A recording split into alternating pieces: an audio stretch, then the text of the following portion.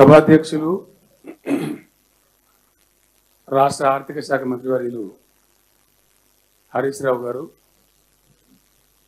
పెద్దలు గౌరవనీయులు రాష్ట్ర హోంశాఖ మంత్రి గారు శ్రీ మహమూద్ అలీ గారు, రోడ్లు మరియు భవనాల శాఖ మంత్రివర్యులు శ్రీ ప్రశాంత్ రెడ్డి గారు, గౌరవనీయులు పార్లమెంట్ సభ్యులు ప్రభాకర్ రెడ్డి గారు, గౌరవ చీఫ్ సెక్రటరీ గారు, గౌరవనీయులైన శాసన మండలి సభ్యులు, శాసనసభ్యులు, స్థానిక సంస్థల ప్రజాప్రతినిధులు, కార్యక్రమంలో పాల్గొంటున్న ఆత్మీయ బంధువులందరికీ నమస్కారం.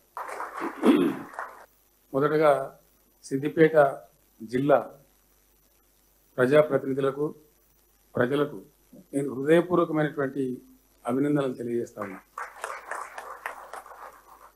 పరిపాలనా సంస్కరణలలో భాగంగా ఈ రాష్ట్రాన్ని 33 జిల్లాలుగా మనం ఏర్పాటు చేస్తున్నాం. ప్రజలకు పాలన మరింత చేరువ కావాలని, అడ్మినిస్ట్రేషన్ చాలా అద్భుతంగా పరుగులు తీయాలని, ప్రగతి ఫలాలు ప్రతి కడపను తాకాలని ఒక మంచి ఉద్దేశంతో పరిపాలన సంస్కరణ మనం చేపట్టాం. అందులో భాగంగా ఏర్పాటైన 33 జిల్లాలలో నేను పుట్టిన జిల్లా, నేను ఇక్కడనే మీ కాలంలో చేతులలో పెరిగిన మీ బిడ్డను నేను. ఈ జిల్లాలోనే ఈ కలెక్టరేటు మొట్టమొదటిగా నిర్మాణం కావడం, దీంతో పాటు కొన్ని అయినప్పటికీ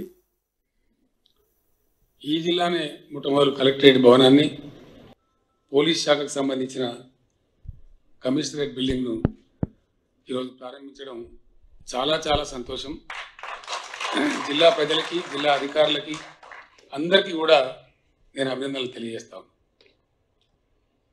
దీని తర్వాత ఇంకో మంచి మాట కూడా చెప్పుకుందాం, ఆ తర్వాత నా ప్రసంగం ముందుకు పోతుంది. సిద్దిపేటతో పాటు మరో 3 చేస్తూ ఉన్నాం, కానీ సిద్దిపేటలో ఒక వెటర్నరీ కళాశాల కూడా మంజూరు చేస్తున్నామని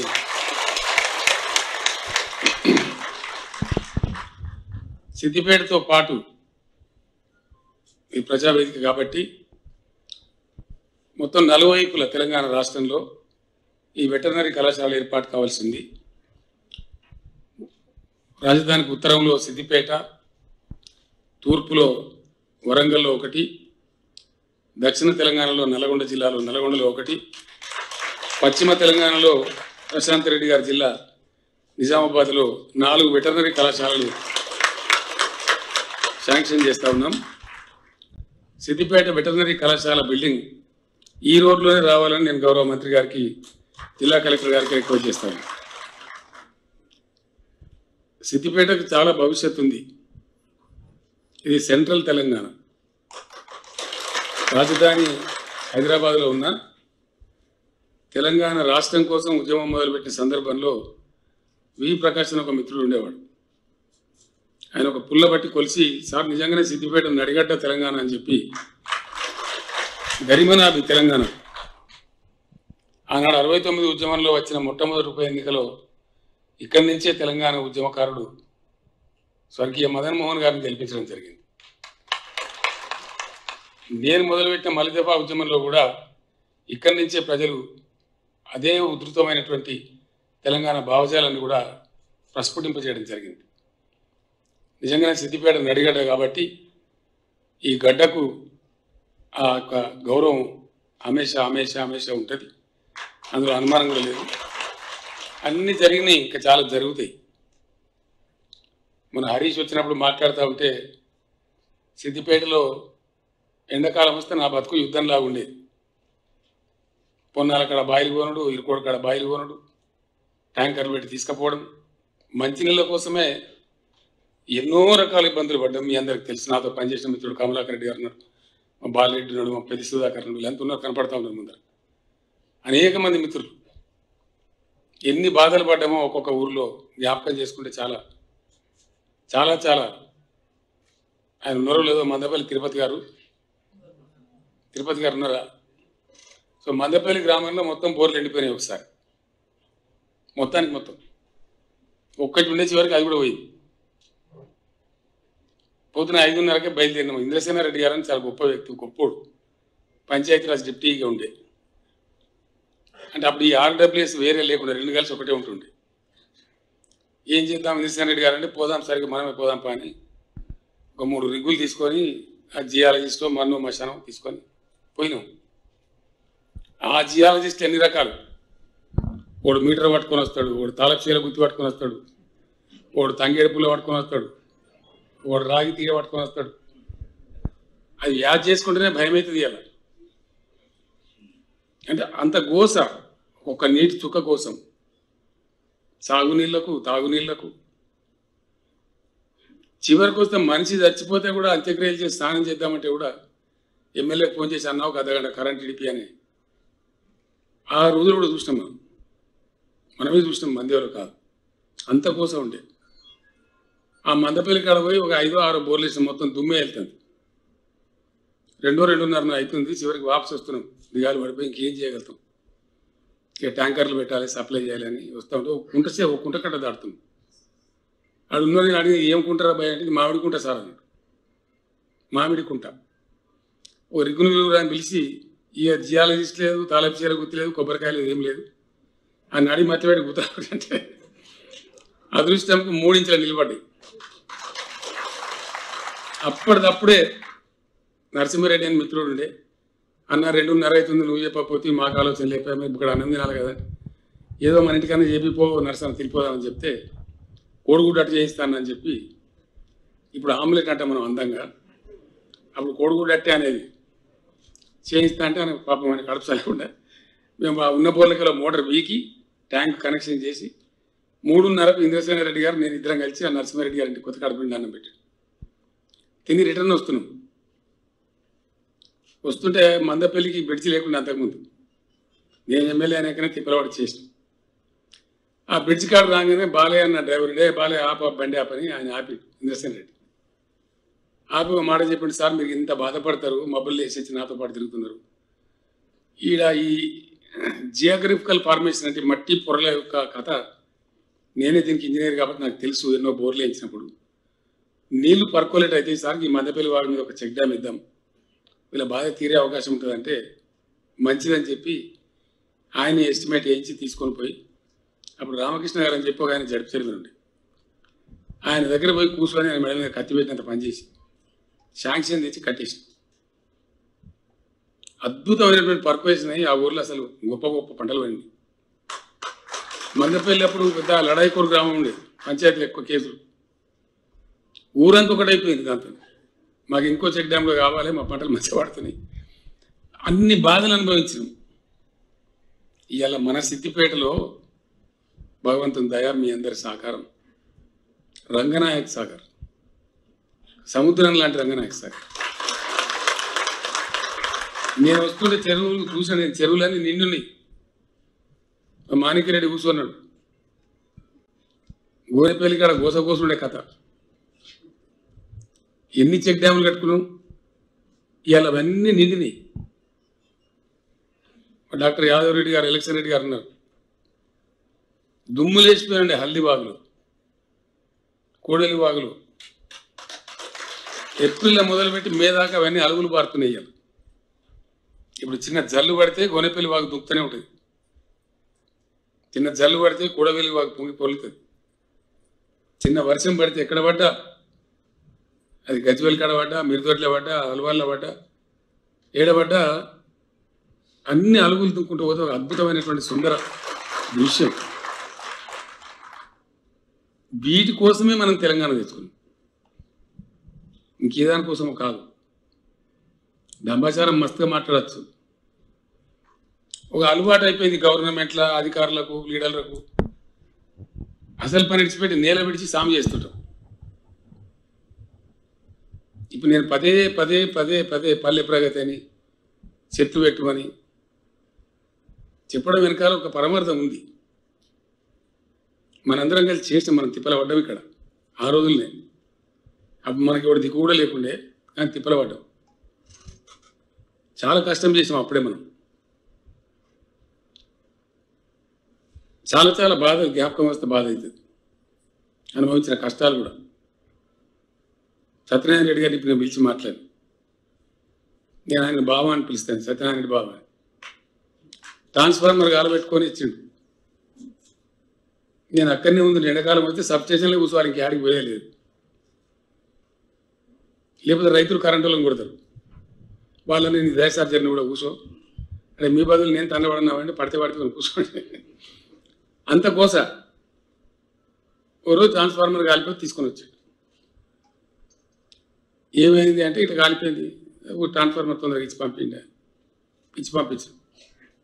తెల్లారి మలగాల పెట్టుకొని వచ్చాను. నేను కరెంటు వాళ్ళని తిట్టినారా, కొత్తది దుంపతి కాడ ఎండిపోయిన తర్వాత నువ్వు ఇచ్చి కూడా లాభం లేదు, కొత్తది అంటే కొత్త ట్రాన్స్ఫార్మర్ నేనే నిలబడి ఇప్పేసి తీసుకొని పోయాడు. మళ్ళీ తెల్లారి మలగాల పెట్టుకోవచ్చు. ఇదేంది బాబా నీ ఒక్కూరే ఉన్నదా, నాకు 100 రోజులు ఉన్నాయి, పొట్టుపడి చంపుతున్నాను అంటే ఏం చేయాలి? నేను ఇంటికి 3 హీటర్లు ఉన్నాయి, కరెంట్ హీటర్లు. ఇవ్వడానికి ఇంటాను నేను చెప్తే అన్ని చాలా చెప్తారు, ఆయనతో ట్రాన్స్ఫార్మర్ బుస్సుమంటుందని పని నేనే వస్తా పని ఇద్దరం కార్లో వేస్తాను. రాఘవరెడ్డి సభను ఒక పెద్ద మనిషి ఉండే, నరసింహారెడ్డి సభని వాళ్ళ తండ్రి. నేను పెద్ద మనుషులను పిలిచి అందరిని పిలిచి ఏంది మనకి ఇట్లేనా, మనం హీటర్ మీద వంట వండితే బతుకుతామా, పంట పండితే బతుకుతామా అంటే మొత్తం మరి ఏం చేద్దాం, అన్ని ఇళ్ళలోనే హీటర్లు తెమ్మని చెప్పి నేను సత్యనారాయణ బాబు దగ్గర నిలబడి 376 హీటర్లు వెళ్ళినాయి ఆ ఒక్క ఊర్లో. గ్రామ పంచాయతీ కాడ కుప్ప పోసి గుడల్చి పొత్తున పలుకొట్టి అని కాలబెట్టిస్తాం. మళ్ళీ ట్రాన్స్ఫార్మర్ ఇస్తాం, తెల్లారి నుంచి ట్రాన్స్ఫార్మర్ కాలలే. అంటే ఒక సబ్స్టేషన్ కావాలంటే, ఒక ట్రాన్స్ఫార్మర్ కావాలంటే, ఒక 220 kV సబ్స్టేషన్ కావాలంటే అదేదో బ్రహ్మ పదార్థం అన్నట్టు చాలా భయంకరమైనటువంటి పైరవీలు చేసే అవసరం. విద్యుత్ సౌదకు తిరిగితే మాకు చెప్పులు అరిగిపోయేటి ఎమ్మెల్యేలకు కాలేదు. ఇలా ఎమ్మెల్యేలు చాలా అదృష్టవంతులు. బిస్కెట్లుగా నద్వానం పోతున్నాయి సబ్స్టేషన్. ఇట్లా ఇది ఎక్కడ ట్రాన్స్ఫార్మర్ వేయలేదు, మోటార్ కాలది. పాపం ఆ దుకాణాలు దివాలు తీసారు. ఏదో ఆ మోటార్ రిపేర్ దుకాణం ఉంటుంది కదా, వాళ్ళు బంద్ చేసుకున్నారు. నా మీద కూడా యుద్ధానికి వచ్చి మా సంగతి ఏం సార్, నువ్వు అంత ఎత్తు ఆయన మాకు ఎవరు దిక్కులేకపోతే మీరేదైనా వేరే దాంట్లో చూసుకోరా పోయి నన్ను ఎందుకు కోపానికి వస్తారు. సిచ్యువేషన్ కరెంటులో మనం ఏం బాధలు అనుభవించినామో అందరికంటే ఎక్కువ సిద్దిపేటకు తెలుసు. గతి లేదు ఇక్కడ, బోరు తప్ప బావి తప్ప. ఎన్ని పంచాయతీలో గోనెపల్లి కాడ వాళ్ళు ఉండిస్తారు, దుబాయ్ పోయేస్తారు. వాడి డబ్బులు తీసుకొని వచ్చి ఆయన 2 గదాలు లోపలికి కొట్టాలి, ఒక సైడ్ పోరేయాలి. అవతల వాని బాయ్ ఖాళీ. వాడు దుబాయ్ పోయొచ్చు, మళ్ళీ వాడు జర ఎక్కువ డబ్బులు కానీ వాడు ఇంకో 2 గదాలు వీరికన్నా ఎక్కువ లోతు కొట్టాలి, వాడు సైడ్ పోరేయాలి. వీని బాయ్ ఖాళీ. అప్పుడు జైపాల్ రెడ్డి ఉండే నా మిత్రుడు, పోలీస్ కేసు పెట్టుకున్నారు. పోలీస్ ఆయన నీకు బుద్ధి లేదు, పోలీస్ కేసులు ఉండే కదా సిద్దిపేటలో, మళ్ళీ ఎమ్మెల్యే సాబ్ దగ్గర పోతాం మరి సార్ సపరేట్ పోయి ఆయన పోయి చెప్పుకోపోయాడు. నేను జైపాల్ని పిలిపించి మాట్లాడి అంత తప్పు చేసి సరిసమానం దబ్బురా పోయి మళ్ళీ దబ్బకూరి. అంటే అంత బాధ నీళ్ళ సుఖ కోసం, కరెంటు కోసం జ్ఞాపకం చేసుకుంటే చాలా. ఒక్క సిద్దిపేటలో కాదు, ఎంటైర్ తెలంగాణ అదే బాధ. తెలంగాణ వచ్చే క్రమంలో వాళ్ళిద్దరు కూడా లేరు, ఇద్దరు చచ్చిపోయారు. Professor Jayashankar, R Vidyasagar Rao. ఇక దగ్గరకు వస్తున్నది. ఆ టైంలో రాత్రి 2:30, 3 అవుతుంది. మేము ఢిల్లీలో కూర్చున్నాం ఆ ఇంట్లో. అయితే రాష్ట్రం మరి ఎక్కడ పని మొదలు కావాలా, యాన్ నుంచి స్టార్ట్ కావాలా, ఏం చేయాలి అసలు, what should be the beginning. చాలామందికి తెలియదు ఈ విషయం. ఆ 11వ శతాబ్దంలో వాళ్ళ కడపసాల కూడా వాళ్ళకి ఎవడు చెప్పిండో, ఎట్లా ఐడియా వచ్చిందో తెలియదు. కానీ మన కాకతీయ రెడ్డి సామ్రాజ్యంలో కాకతీయ రెడ్డి రాజులు, అందరు రాజులు వరుస బట్టి, ఆ కాకతీయ వంశంలో ఉన్నటువంటి 5-6 రాజులు వరుస బట్టి గొలుసు కట్టి చెరువులు కట్టారు తెలంగాణ. అవి సమైక్య పాలనలో మొత్తం సర్వనాశనం అయిపోయింది, కంప్లీట్ ధ్వంసం చేసేసి. అవి తాంబాలాల మాదిరిగా, పల్లెల మాదిరిగా తయారైపోయింది. నీళ్లు నిలువై దబ్బన వాన వాటి కొడితే, గట్టి కొడితే పటాకులు అయిపోయినట్టు అయిపోతాయి. ఇవి అక్కడ మొదలు పెట్టాల పని అని మేము ఢిల్లీలో తెలంగాణ రావడానికి 4 నెలల ముందు నిర్ణయించాం.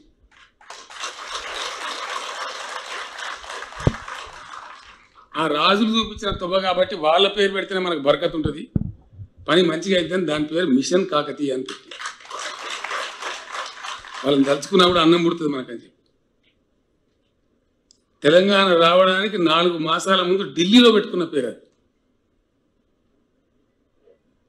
అంటే అంత తపన పడి మదనపడి రాష్ట్రం ఏర్పడు, దాని తర్వాత ఎటు పోవాలి రాష్ట్రం? ఎందుకంటే మనకు అధికారం లేదు, తప్పు పని చేసే అధికారం లేదు. చేత కాకపోతే ఇంట్లో ఉన్నా మంచిదే కానీ చెడ్డ పని చేసే అధికారం మనకు లేదు. ఒక్క తప్పటడు చేస్తే కొన్ని తరాలకు దెబ్బ కొడుతుంది. చరిత్రలో చాలా పెద్ద తప్పు అవుతుంది, ఒక చారిత్రక తప్పిదం అవుతుంది.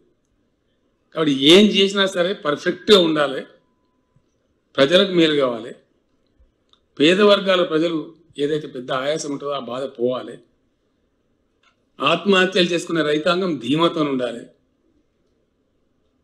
అని కార్యక్రమాన్ని తీసుకున్నాం. సరిగా రాజకీయాలు ఎడ్డమంటే తిడ్డము అనేటువంటి ఎప్పుడు ఉంటాడు. ప్రతిపక్ష శక్తులు ఉంటాయి కదా, నెగిటివ్ ఫోర్సెస్ ఆల్వేస్ ఎప్పటికుంటాయి, అన్ని చోట్ల ఉంటారు. వాడు ఎవడేం మాట్లాడినా సరే ఒక గమ్యం, ఒక లక్ష్యం, ఒక పద్ధతి పెట్టుకున్నాం. నిజంగా నేను మనందరి తరఫున, నేను కూడా కాపోని నేను రైతునే కాబట్టి చీఫ్ సెక్రటరీ గారికి పర్సనల్గా థ్యాంక్స్ చెప్తా ఉన్నా. నేను చెప్పిన పేరుకు రైతుల పెద్ద రైతే రాజు, ఎవరు రాజు లేదు మాట్లేదు, వాటితే గ్యాస్.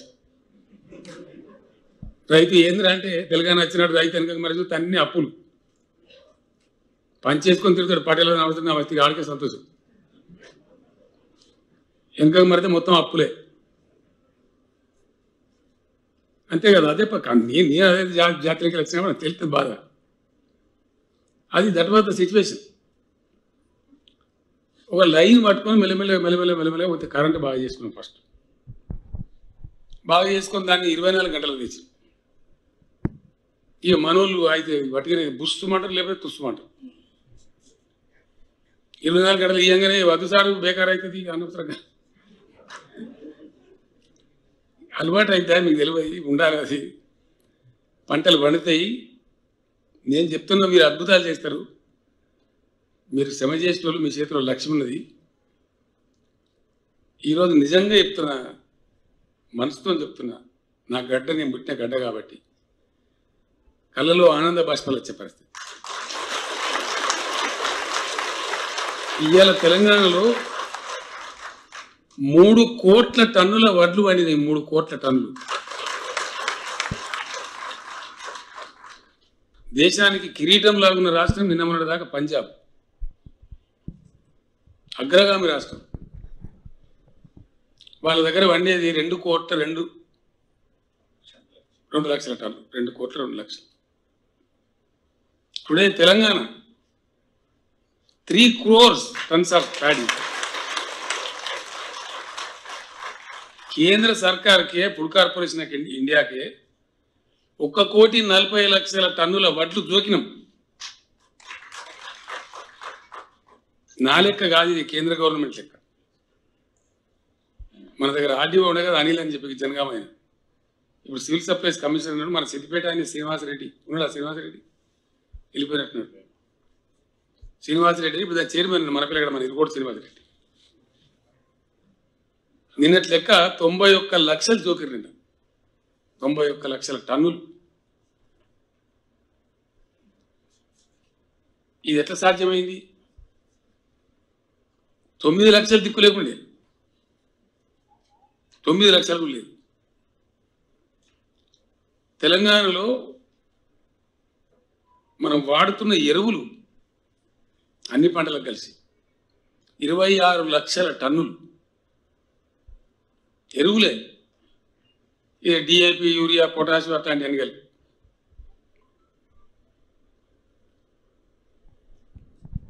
లెక్క తీస్తే గోదాములు లేవు, ఎరువు బస్తాలు వస్తే ఆడబెట్టాలి.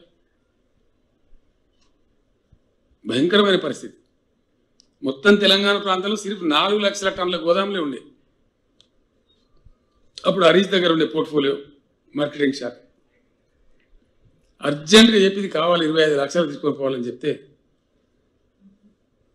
అక్కడ మేఘాల మీద జాగాలు వెతికి ప్రతి మండల కేంద్రంలో రావాలి, ఎక్కడికక్కడ ఉండాలని చెప్పి ఇలా 25 లక్షల టన్నులు తీసుకొని పోయింది.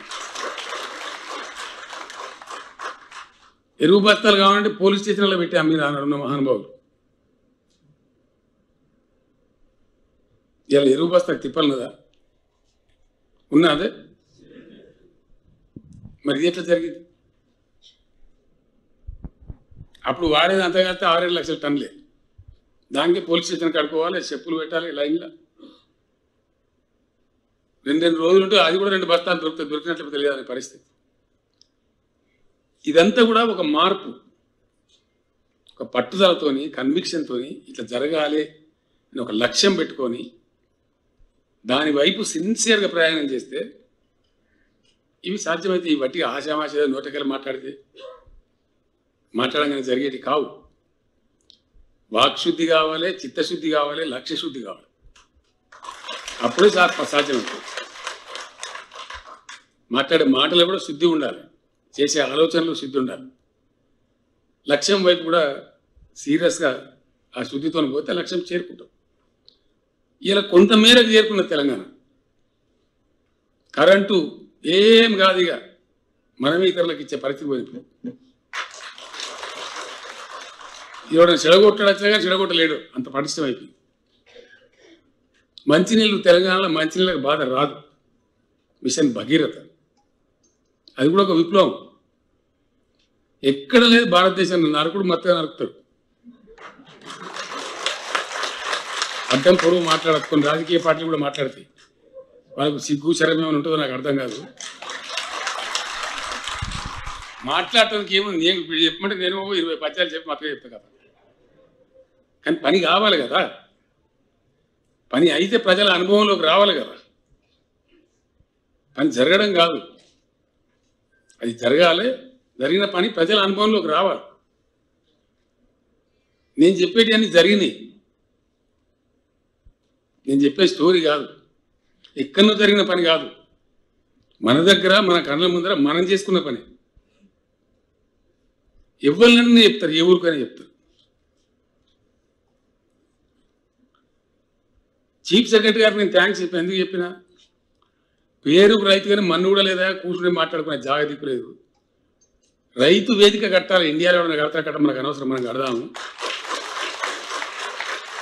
రాష్ట్ర వ్యాప్తంగా మొత్తం రాష్ట్రం భూమి ఎంత, పంట వండేది ఎంత, అంతకుముందు ఎవ్వరిని తెలియదు. అగాధం జగన్నాథ్ చీకట్ల బాణం కొడితే ఎడు తీస్తుందో ఎడు దాక్తుంది. లెక్క లేదు పత్రం. నేను చెప్తున్నాను, ఇయ్యాలకు లేవు లెక్కలు. ఇంకా పోయింది అధికారులను లొల్లి పెట్టి మామూలు లొల్లి. నన్ను చూస్తేనే వాళ్ళకు ఎక్కడ పోయింది మాకు అనే పరిస్థితి. నేను నిజంగా చెప్తా, కొన్ని సందర్భాల్లో వాళ్ళకి యాస కూడా వస్తుంది నా మీద. ఈ ఎక్కడికే మోపండి, సాగు కొడుతుండే. ఏది లేదు, అగాధం చేయను. లెక్క లేదు, పత్రం లేదు, అంత చీకట్లు అన్నీ జరుగుతాయి. ఆ కన్ఫ్యూజన్లో అన్ని తప్పుడు లెక్కలు, ఒక గ్రిప్పు లేదు, గవర్నమెంట్ పద్ధతి లేదు. చాలా ఘోరమైన పద్ధతి. మొత్తం భూమి ఎంత తెలంగాణ? 2,75,00,000. ఆ 2,75,00,000 మన బాబత్ అంటే రైతుల బాబతు 1,50,00,000, 4-5 లక్షల రేటుగా 1,60,00,000 ఉంటుంది. ఇది సరి అయిన పద్ధతిలో జరగాలంటే ఏం చేయాలి అని నా కవిత్వంగా మంచి మంచి గొప్ప అశోక్ గులాటి అని ఒక పెద్ద అగ్రో ఎకానమిస్ట్ అని ఢిల్లీ, నా మంచి దోస్తే. స్వామినాథన్ గారు అని తమిళనాడు, చాలా గొప్పడు ఉన్నాడు. అంటే మన దగ్గర కూడా మంచి పెద్ద పెద్ద రైతులు ఉన్నారు. వీళ్ళందరినీ సమీకరణ చేసి మాట్లాడి మా బతుకు తెరువు ఇట్లా మరి ఏం చేయాలి అంటే ఇట్లా చేయమని చెప్పి తోవ చెప్తే ఆ తోవ పట్టి ప్రతి 5,000 ఎకరాలను ఒక ముక్క కింద విడదీసాం, ఒక క్లస్టర్. దానికి ఒక అధికారిని పెట్టిన, ఒక ఏఈఓ, అగ్రికల్చర్ ఎక్స్టెన్షన్ ఆఫీసర్. అక్కడ రైతు వేదికలు ఏర్పాటు చేసాం. ప్రతి 5,000 ఎకరాలకు ఏర్పడ్డ క్లస్టర్కు 2,601 రైతు వేదికలు ఇలా తెలంగాణలో ఉన్నాయి. ఎవడన్నా మొగోడు గిడ లేదు అని చూపిస్తే నేను అదే నిమిషంలో రాజీనామా చేసిస్తా పదవికి. ఉన్నాయి. It's a practical fact, gas కాదు. నేను మీ అందరిని వేడుకుంటున్నా, హరీష్ రావుకి చెప్తా ఉన్నా, సిద్దిపేట నియోజకవర్గంలో మీరు చైతన్యవంతులు చాలు. నేను మా సత్యనారాయణ రెడ్డి బాబా చెప్పినా కానీ దాని తర్వాత స్టోరీ చెప్పలే. ఇది ఎంత చైతన్యమైన గడ్డ అంటే, ఆ మేడిపల్లి కాడ వచ్చినటువంటి అనుభవాన్ని తీసుకొని నేను ఫస్ట్ రంగదాంపల్లి కొన్న మా నాగిరెడ్డి గారు, ఆయన ఇప్పుడు జిల్లా రైతు బంధు అధ్యక్షుడు. అక్కడి నుంచి స్టార్ట్ చేసి అప్పుడు ఎవడో నా దోస్తుడు మారుతి కారణం ఇప్పుడు కొత్తగా వచ్చింది, చిన్న ఉంటుంది అగ్గిపెట్టలాగా. నేనే నడుపుకుంటూ ఒక 46 గ్రామాలు తిరిగింది. ఇది అంతా అక్కడ ఉండబడే రైతాంగాన్ని సమీకరించి మాట్లాడి ట్రాన్స్ఫార్మర్ వెళ్ళిపోతే చచ్చిపోతాము, మొత్తం ఈటలు వాళ్ళు కొడదాం. సిద్దిపేట నియోజకవర్గంలో ఈటలు వాళ్ళు కొడదాం నవ్విరు నన్ను కొంతమంది. ఎవనో నీరుపోయి ఓ పోలీస్ కానిస్టేబుల్ లేకపోతే ఎంఆర్ఓ గిరిదాం ఎవనో ఊరుకోదు మనిషిని అందరు లీడర్లను కలిసి బదులుకొని ఒక్కటే రోజు 6,400 ఈటలు వాళ్ళు కొట్టింది సిద్దిపేట గడ్డ. అంత చైతన్యం ఉంది ఇక్కడ. ఆ తెలివితేటల్ని ప్రజలు అందుకుంటారు, కార్యక్రమం ఇస్తే తీసుకుంటారు. స్మితా సబర్వాల్ గారు ఉన్నారు నా సెక్రటరీ. ఆ అమ్మాయి ఇక్కడ మెదక్లో పనిచేసింది, కలెక్టర్. అప్పుడు మెదక్ జిల్లా ఉన్నప్పుడు పనిచేసింది. అతను చాలాసార్లు అంటే సార్ మెదక్ జిల్లా అంత తిరిగితే వేరే ఉంటుంది, మీ సిద్దిపేట పోగానే వేరే ఉంటుంది సార్ కథ. అప్పుడున్న కలెక్టర్లు కూడా మన దగ్గరకు వస్తే బ్రహ్మాండంగా ఎంజాయ్ చేసుకోదురు. అన్ని పనులు ప్రోగ్రెస్ ఉంటాయి. మొత్తం సర్పంచ్లు నేను పేరుకి ఎమ్మెల్యే ఉండి వాళ్ళంతా వాళ్ళే రాస్తారని అడిగి గిట్టాను రాత్రి సంతకం పెట్టుడే. ఏ ఊరికి ఇండ్లు, ఏ ఊరికి వాటర్ ట్యాంకు, ఏ ఊరికి రోడ్డు అంతా వాళ్ళే పంచుకోమని సంతకం పెట్టండి పెట్టుడే. అంటే అంత బ్యూటిఫుల్గా మంచి ఐక్యతతోని ఇప్పుడు కూడా మీరు అట్లే ఉన్నారు. మీకు నాయకుడు మంచిగా ఉన్నాడు కాబట్టి పనులు బాగా జరుగుతున్నాయి, అద్భుతంగా జరుగుతున్నాయి. It's a fact. ఇక్కడ మిమ్మల్ని అందరినీ నేను కోరుతున్నా, రైతు వేదికలలో రైతుల సమావేశాలు వెంటనే ఈ రైతు వేదికలలో ప్రారంభం కావాలి దయచేసి. ఇప్పుడు ఒక బేత్రీన్ పద్ధతి వచ్చింది. వరి ప్రపంచంలో గ్లోబును రాక్ చేసినటువంటి మొట్టమొదటి విప్లవం అగ్రికల్చర్ రెవల్యూషన్. ఆ తర్వాత వచ్చింది పారిశ్రామిక విప్లవం. ఆ తర్వాత ఇప్పుడు జరుగుతున్నదంతా సూపర్ సోనిక్ ఐటీ విప్లవం జరుగుతూ ఉంది, డిజిటల్ టెక్నాలజీ. మొట్టమొదటి వచ్చిన వ్యవసాయ విప్లవంలో భాగంగా అనాగరికమైన పద్ధతి ఉండద్దు, చాలా మంచిగా పంట పండియాలి, ఆర్గనైజ్డ్ మేనర్లో పండియాలని ఈ నాటు ప్రక్రియను కనిపెట్టారు. నాటు వేయడం ద్వారా పంట మంచిగా వస్తుంది, దిగుబడి ఎక్కువ వస్తుంది. దాని జపాన్ నాటు ఒకటి ఉంటుండే, తాలుగట్టి ఎత్తురు వెనకట. అది నడిచింది ఇన్ని రోజులు. ఇప్పుడు ఏమైంది, ప్రపంచవ్యాప్తంగా మన దేశంలో మన రాష్ట్రంలో అద్భుతమైనటువంటి కలుపు మందులు వచ్చింది. వాటిని హెర్బిసైడ్స్ అంటారు ఇంగ్లీష్లో. ఆ కలుపు మందుల యొక్క మాయాజాలం చమత్కారం. అవి కరెక్ట్గా కొడితే గడ్డి మొలవనే మొలవే. డైరెక్ట్ వడ్లు చల్లచ్చు, మొలక పోసి చల్లడం కూడా అవసరం లేదు. పొలంలో అద్భుతమైన పంట పండుతుంది. నేను మట్టిగా చెప్తలేను, నేను కూడా కాపోని నాకు వ్యవసాయం గిన్నె ఉంది, నేనే చల్లిన. ఇప్పుడు నా దగ్గర ఏం పంచాయతీ అయిపోయింది, నాటేయాలి అంటే 6,000 రూపాయలు 5,000 రూపాయలు గుర్తా. కలుపు తీయాలంటే మళ్ళదో కథ. ఈ వెదజల్లే పద్ధతి తీసుకొస్తే ఏమైందంటే ఎకరానికి 8 నుంచి 10,000 రూపాయల పెట్టుబడి తప్పుతుంది. పంట కూడా కనీసం ఒక 10 రోజులు ముందు వస్తుంది నాటేసిన దానికంటే. దిగుబడి చాలా ఎక్కువ ఉన్నది. ఇది నేను ఎవరితో స్టోరీ చెప్తలేదు, నా పొలం కాడ నేను ఆబ్సెంట్ ఫార్మర్ కదా, గడప మనిషిని. మీరు నమ్ముతారా నేను చెప్తే 42 క్వింటాలు పండింది ఎకరానికి నా దగ్గర.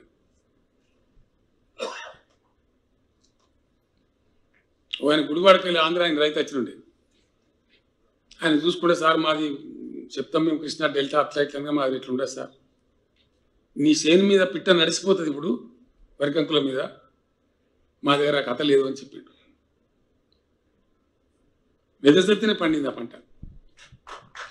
నాటేసేదానికంటే వెదజల్లే పద్ధతిలో ఏది దుక్కిల చల్లి మొలిపియచ్చు నీళ్ళు కట్టి, బురద చేసి కూడా చల్లదు. దానికి ఆలుకుడు పెట్టుడు, మండే కట్టుడు, పెద్ద దుకాణం పెట్టుడు, పెద్ద కథ అదంతా ఏం లేదు. ఇప్పుడు నేను సగం పడి ఒక 60 ఎకరాలు అయితే ఎలిగట్లనే ఆలుకుడు చేసి నీళ్ళు కట్టాం, కలుపు మందు కొట్టాం. ఇంకొక 2-3 రోజులు అయితే మళ్ళీ ఒకసారి కలుపు మందు కొట్టి మళ్ళీ నీళ్ళ మీద తెస్తాం. ఇప్పుడు అయిపోయింది, టెన్షన్ లేదు, ఇబ్బంది లేదు. ఈ వెదజల్లే వరి పంటలో వెదజల్లే పద్ధతి సిద్దిపేటనే మళ్ళీ లీడర్ కావాలని కోరుతున్నాం. లాభం జరుగుతుంది మనకు, ఆ కల్చర్ రావాలి.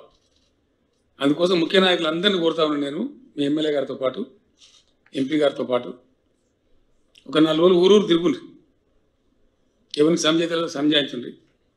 ఆ రైతు వేదికలలో అద్భుతంగా జరుగుతున్నాయి ఆ మీటింగ్లు సిద్దిపేట అనే వార్త నాకు అందాలి. జరిగి వాళ్ళకి నేర్పి ఇది అదును కాబట్టి వెదజల్ల పద్ధతి తీసుకురండి, చాలా పెద్ద బెనిఫిట్ అవుతుంది మనకు. ఇట్లా అనేక మార్పులకు కూడా శ్రీకారం చుట్టుకుంటున్నాం. పత్తి పంట చాలా లాభం ఉంది, ఎంతసేపు వరి పంటనే కాదు. గుజరాత్లో పత్తి పండుతుంది, గుజరాత్ స్పిన్నింగ్ మిల్ వాడు గుజరాత్ పత్తి కొన్నాడు, ఎగబడి తెలంగాణ పత్తి కొంటాడు. తమిళనాడులో తిరుపూర్ అనే ప్రాంతంలో పెద్ద టెక్స్టైల్ హబ్ ఉన్నది, వాళ్ళు తమిళనాడు పత్తి కొనరు, పోటీ పడి కొంటారు తెలంగాణ పత్తి. మన పత్తి స్టేపుల్ పెద్దగా ఉంటుంది, మన భూమి అట్లాంటిది, స్టేపుల్ సైజ్ అంటారు దాని పొడుగు, దారం తీస్తే ఎక్కువ పొడవు వస్తుంది కదా ఇట్లా, అది స్టేపుల్ సైజ్ అంటే అది అదేనండి. ఇంగ్లీష్లో చెప్తే అదో పంచాయతీ. అద్భుతమైన క్వాలిటీ ఉంటుంది మన పత్తిలో. నేను ఆయన అడిగిన ఢిల్లీ అశోక్ గులాటి గారిని ఇంతకుముందు చెప్పబోతుంది. ఒక రాశి సీట్స్ అని ఉంది కదా, ఆ సెంథిల్ సెల్వరాజ్ అని ఇద్దరు వచ్చిండ్రు, వాళ్ళు చెప్పారు నాకు ప్రపంచంలో ఉండే ఒక 2-3 రకాల పత్తిలో మీది మేలైన పత్తి సార్ మీకు తెలంగాణది, అంత లాభం జరుగుతుంది మీకు అని చెప్పాను. నీళ్లు కట్టి కనుక దాని పద్ధతిలో సరిగ్గా పనిచేస్తే 15 నుంచి 20 క్వింటాలు పడుతుంది. దానికి అంతర్జాతీయంగా ఇప్పుడు బాగా డిమాండ్ వచ్చింది. అవన్నీ టెరికాటన్ టెర్లిన్ అవన్నీ దొరుకొని చెంపకాయలు ఎక్కువ వచ్చి బంద్ చేసి ఇప్పుడు కాటన్ యాంగిల్ దొరుకోవాలని మోపోయిన ప్రాంతం ఎంటైర్ వరల్డ్. కాబట్టి ఎంత పత్తి వండినా మూవ్ అవుతుంది తప్ప ఆగదు, నెత్తి మీద పెట్టుకుని అమ్ముకునే పరిస్థితి కాదు. అది కూడా చెప్పాలి మీకు, తెలంగాణలో పత్తి బాగా పండుతుంది, ఇంకా పండియాలి, లాభం జరుగుతుందని ఆలోచిస్తే మరి ఎటు వాళ్ళపై ఏం సంగతి అంటే జిన్నింగ్ మిల్లు కావాలి. తెలంగాణ వచ్చినాడు 50-60 ఉండే జిన్నింగ్ మిల్లు, వాళ్ళందరినీ పిలిచి సమావేశం పెట్టి వాళ్ళని ఎంకరేజ్ చేసి ఈరోజు తెలంగాణలో 400 జిన్నింగ్ మిల్లు ఉన్నాయి. వాళ్ళు చెప్తున్నారు సార్ మీరు ఎవరికి అమ్మే అక్కర్లేదు, మేము కొంటాం, ఎంఎస్పి అంటే మినిమం సపోర్ట్ ప్రైస్, కనీస మద్దతు ధర కంటే 100 రూపాయలు ఎక్కువచ్చుకుంటాం సార్ అని చెప్తున్నారు. కాబట్టి దయచేసి పత్తిని కూడా ప్రమోట్ చేయండి. మీకు ఇలా నీళ్ళు పుష్కలం వచ్చినాయి, మీకు బోర్లు పుష్కలం ఉన్నాయి, 2 రకాల బండి అండి, మెట్టకేసేవాళ్ళు, కొంతమంది మెట్టకేసి గుడాల పని చేసేవాళ్ళు, అవకాశం ఉన్న వాళ్ళు నీళ్ళు పారించి కనుక పండిస్తే అద్భుతమైన పంట వస్తుంది, దిగుబడి ఎక్కువ వస్తుంది, లాభం జరుగుతుంది. అది కూడా ఎక్స్పెరిమెంట్ చేయించండి. ఒకటి చేస్తే అయిపోయి మళ్ళీ తెల్లారి నుంచి మనం అంతా అందరు ఒకటి. ఈ రకంగా గవర్నమెంట్ ఎఫర్ట్ గవర్నమెంట్ చేసిన రైతాంగం కూడా తమ కృషి తమ చేయాలి, అందిపుచ్చుకోవాలి. నేను నిజం చెప్తున్నా, రైతు కేంద్రంగా పనిచేస్తున్నా. కొంతమంది తెలిసి తెలియక ఏదో మొరుగుతుంటారు, కొన్ని మొరుగుతూనే ఉంటాయి, ఎన్ని మొరుగాయి, వాటి కోసం ఆగుతాం. రైతు మంచిగా ఉండడానికి ఊరు చల్లగా ఉంటుంది. రైతు అంటే రైతు గ్రహం, ఆయన చుట్టూ ఉపగ్రహాలు ఉంటాయి, ఓ వడ్ల అయినా, ఓ కమర అయినా, ఓ ఇంకో ఆయన.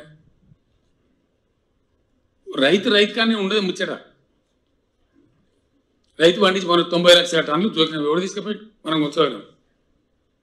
ఆ కరోనా పాడైంది, మార్కెట్లో పోతే ఇబ్బంది అని చెప్పి మనం వ్యాప్తి ఎక్కువ కాగలదని చెప్పి ఎవరు కొనురు కొంటే ఎంతమందికి పని దొరికింది. అమ్మాలైన పని, లారీ నడిపిస్తోనికి పని, బస్తాలు ఎత్తులోనికి పని, దించడానికి పని, ట్రాన్స్పోర్ట్ పని, ఎందరు బతుకుతారు రైతు.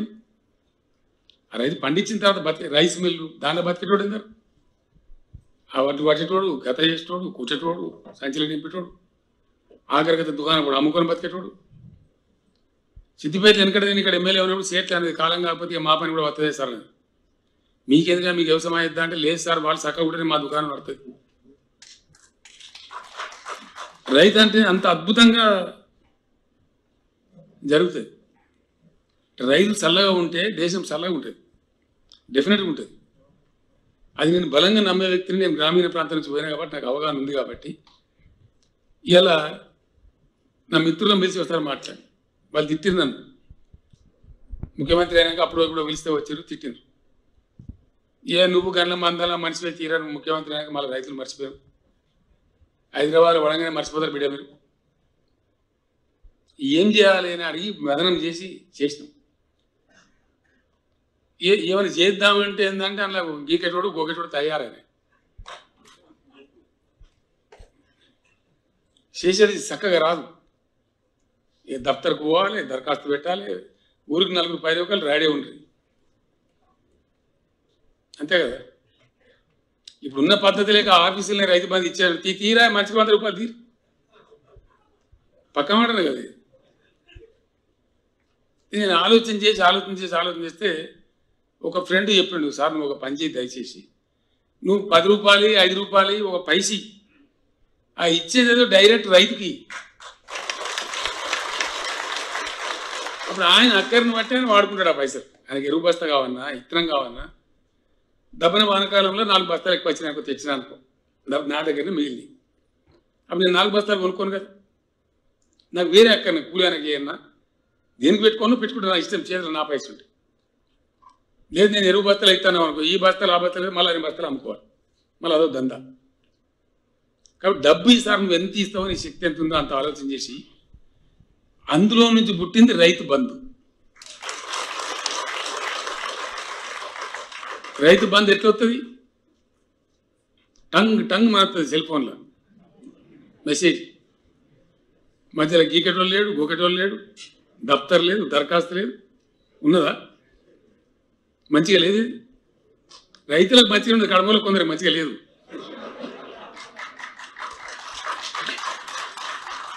రైతు బంధు పేరు మీద గవర్నమెంట్ పెట్టే ఖర్చు 15,000 కోట్లు. కొంతమందికి చాలా దుఃఖం లేదు. 15,000 కోట్లని 150 కోట్లని తినద్దామా? రైతు వచ్చే పని అయితే ఏమన్నా బట్టిగా అయితే అదే బావాని కూడా తీసుకుంటాడు. ఇప్పుడు బావలేదు, మరిది లేదు, నడవలే, ఇప్పుడు దళారీ లేడు, దఫ్తర్ లేదు, రసీదు లేదు, మసీదు లేదు. చక్కగా వచ్చి బ్యాంకులో పడుతుంది. బ్యాంకులో పడ్డది నా ఖాతాలంటే నేనే ఓనరు. నేను మందు బస్తా కొనుక్కోన్నా, ఇంకోటి కొనుక్కోన్నా, ఇంకా దేనికి పెట్టాలి, పెట్టుకుంటా. అదే జరుగుతుంది కదా, జరుగుతుందా లేదా? ఏదైనా ఆగమాగమున్నాడు అటు ఇటు పోతాం దాని అది వేరే కేసు కాదే కాదు, అర్థనే ఉంటుంది. మనం ఏం చేసినా మనం ఆగవటం. కానీ 95% అయితే సద్వినియోగం అవుతుందా లేదా? పక్కా మాటనే కదా. ఇది ఇట్లే కొనసాగాలి కదా పక్కాగా.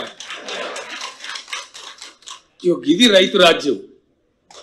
రైతులు దత్తర చుట్టూ దింపి, రైతులు ఎటో తింపి, ఆగం పట్టించి, పైరవకాలను పాలు చేసి, అధికారుల అహంకారం ముందు నిలబెట్టి, దిస్ ఈజ్ ట్రాన్స్ఫర్మేషన్. ఇది రావాలి. ఇది మనం సులువైనము అంతం కాదు. ఇది ఇంకా చాలా జరిగే అక్కర్నది. ఇవాళ ధరణి మంచిగానే ఉందా? ధరణి ఉండన్నా తీసేస్తాము, ఉండాలి కదా. सुन रहे सोमेश साहब? ये आवाज जनता का है. हम लोग हैदराबाद में बैठते, डिस्कस करते, चर्चा करते. ఉండాలి కదా ధరణి. ధరణి ముడదాం. వాళ్ళని పిలిచినాం, మన కలెక్టర్ కూడా వచ్చినాయి, కట్నం రెడ్డి, ఇంకో 2-3 కలెక్టర్లను పిలిచినాం, కొంతమందిని పిలిచినాం. ఇది ఏం బాధనైనా నాకు అర్థం కాదు. రెవెన్యూల సంస్కరణలు హరిఘోష ఉంచుకుంటాను, రైతులను సావగొడతాను. వెళ్ళేది మల్లేకు రాసి, మళ్ళీ పుల్లేకు రాసి. అరే ఇదేం కథ, దీన్ని ఎట్లా అంటే, సరే ఏందో దాన్ని తీసుకురాని దుకాణం ముందర వేసుకుంటే 3 ఏళ్ళు 3 సంవత్సరాలు పెట్టింది. ఏ రెవెన్యూ రికార్డు ఎట్లుంటుందో తెమ్మని చెప్తే పానీలో 37 కాలమ్స్, 37 పానీల. ఏంటంటే ఎందుకు రాబోయే 37 కాలమ్స్ ఎవడు చెప్పాడు? అది ఏమైనా అయ్యాక అర్థం కాదు,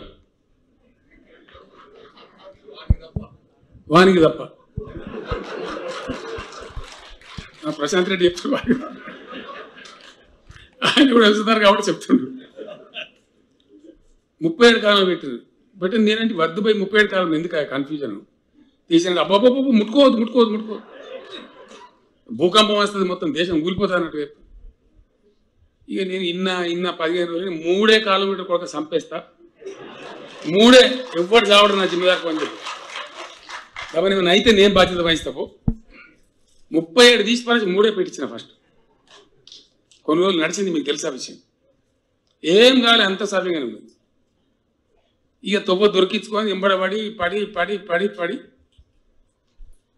ధరణికి వచ్చేసి అలా నేను పడ్డ బాధ భగవంతుని కనుక. ఇది ముట్టద్దంటే, అది ముట్టద్దంటే, దాన్ని మారిస్తే ప్రళయం వస్తుందంటే, ప్రపంచం మురిగిపోతుందంటే,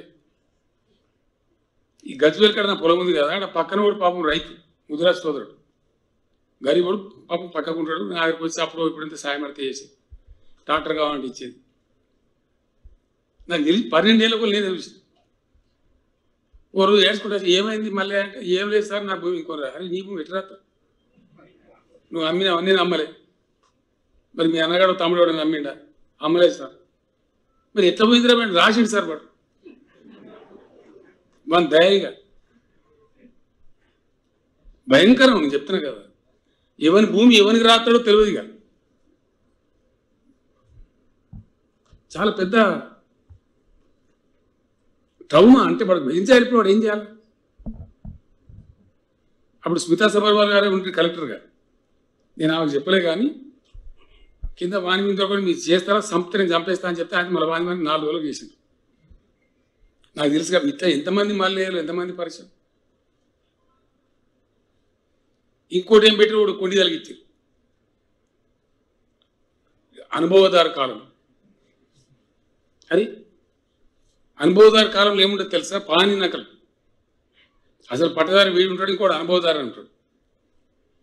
ఇంకోటి ఉండే కానూన్ అప్పుడు ఓ జడ్జి పుణ్యం కట్టుకున్నాడు, జడ్జిమెంట్ ఇచ్చాడు. చేతి పాని అని ఇచ్చాడు. 2 సంవత్సరాల పాని, ఇంకోటి చేతి పాని ఉంటే సరిపోయా. 3 సంవత్సరాల పాని ఉందంటే కథ కోర్టు కేసు. వీడు అసలు రైతు పట్టదారు ఎంత వీటిండు వాడు ముందుకొస్తాడు.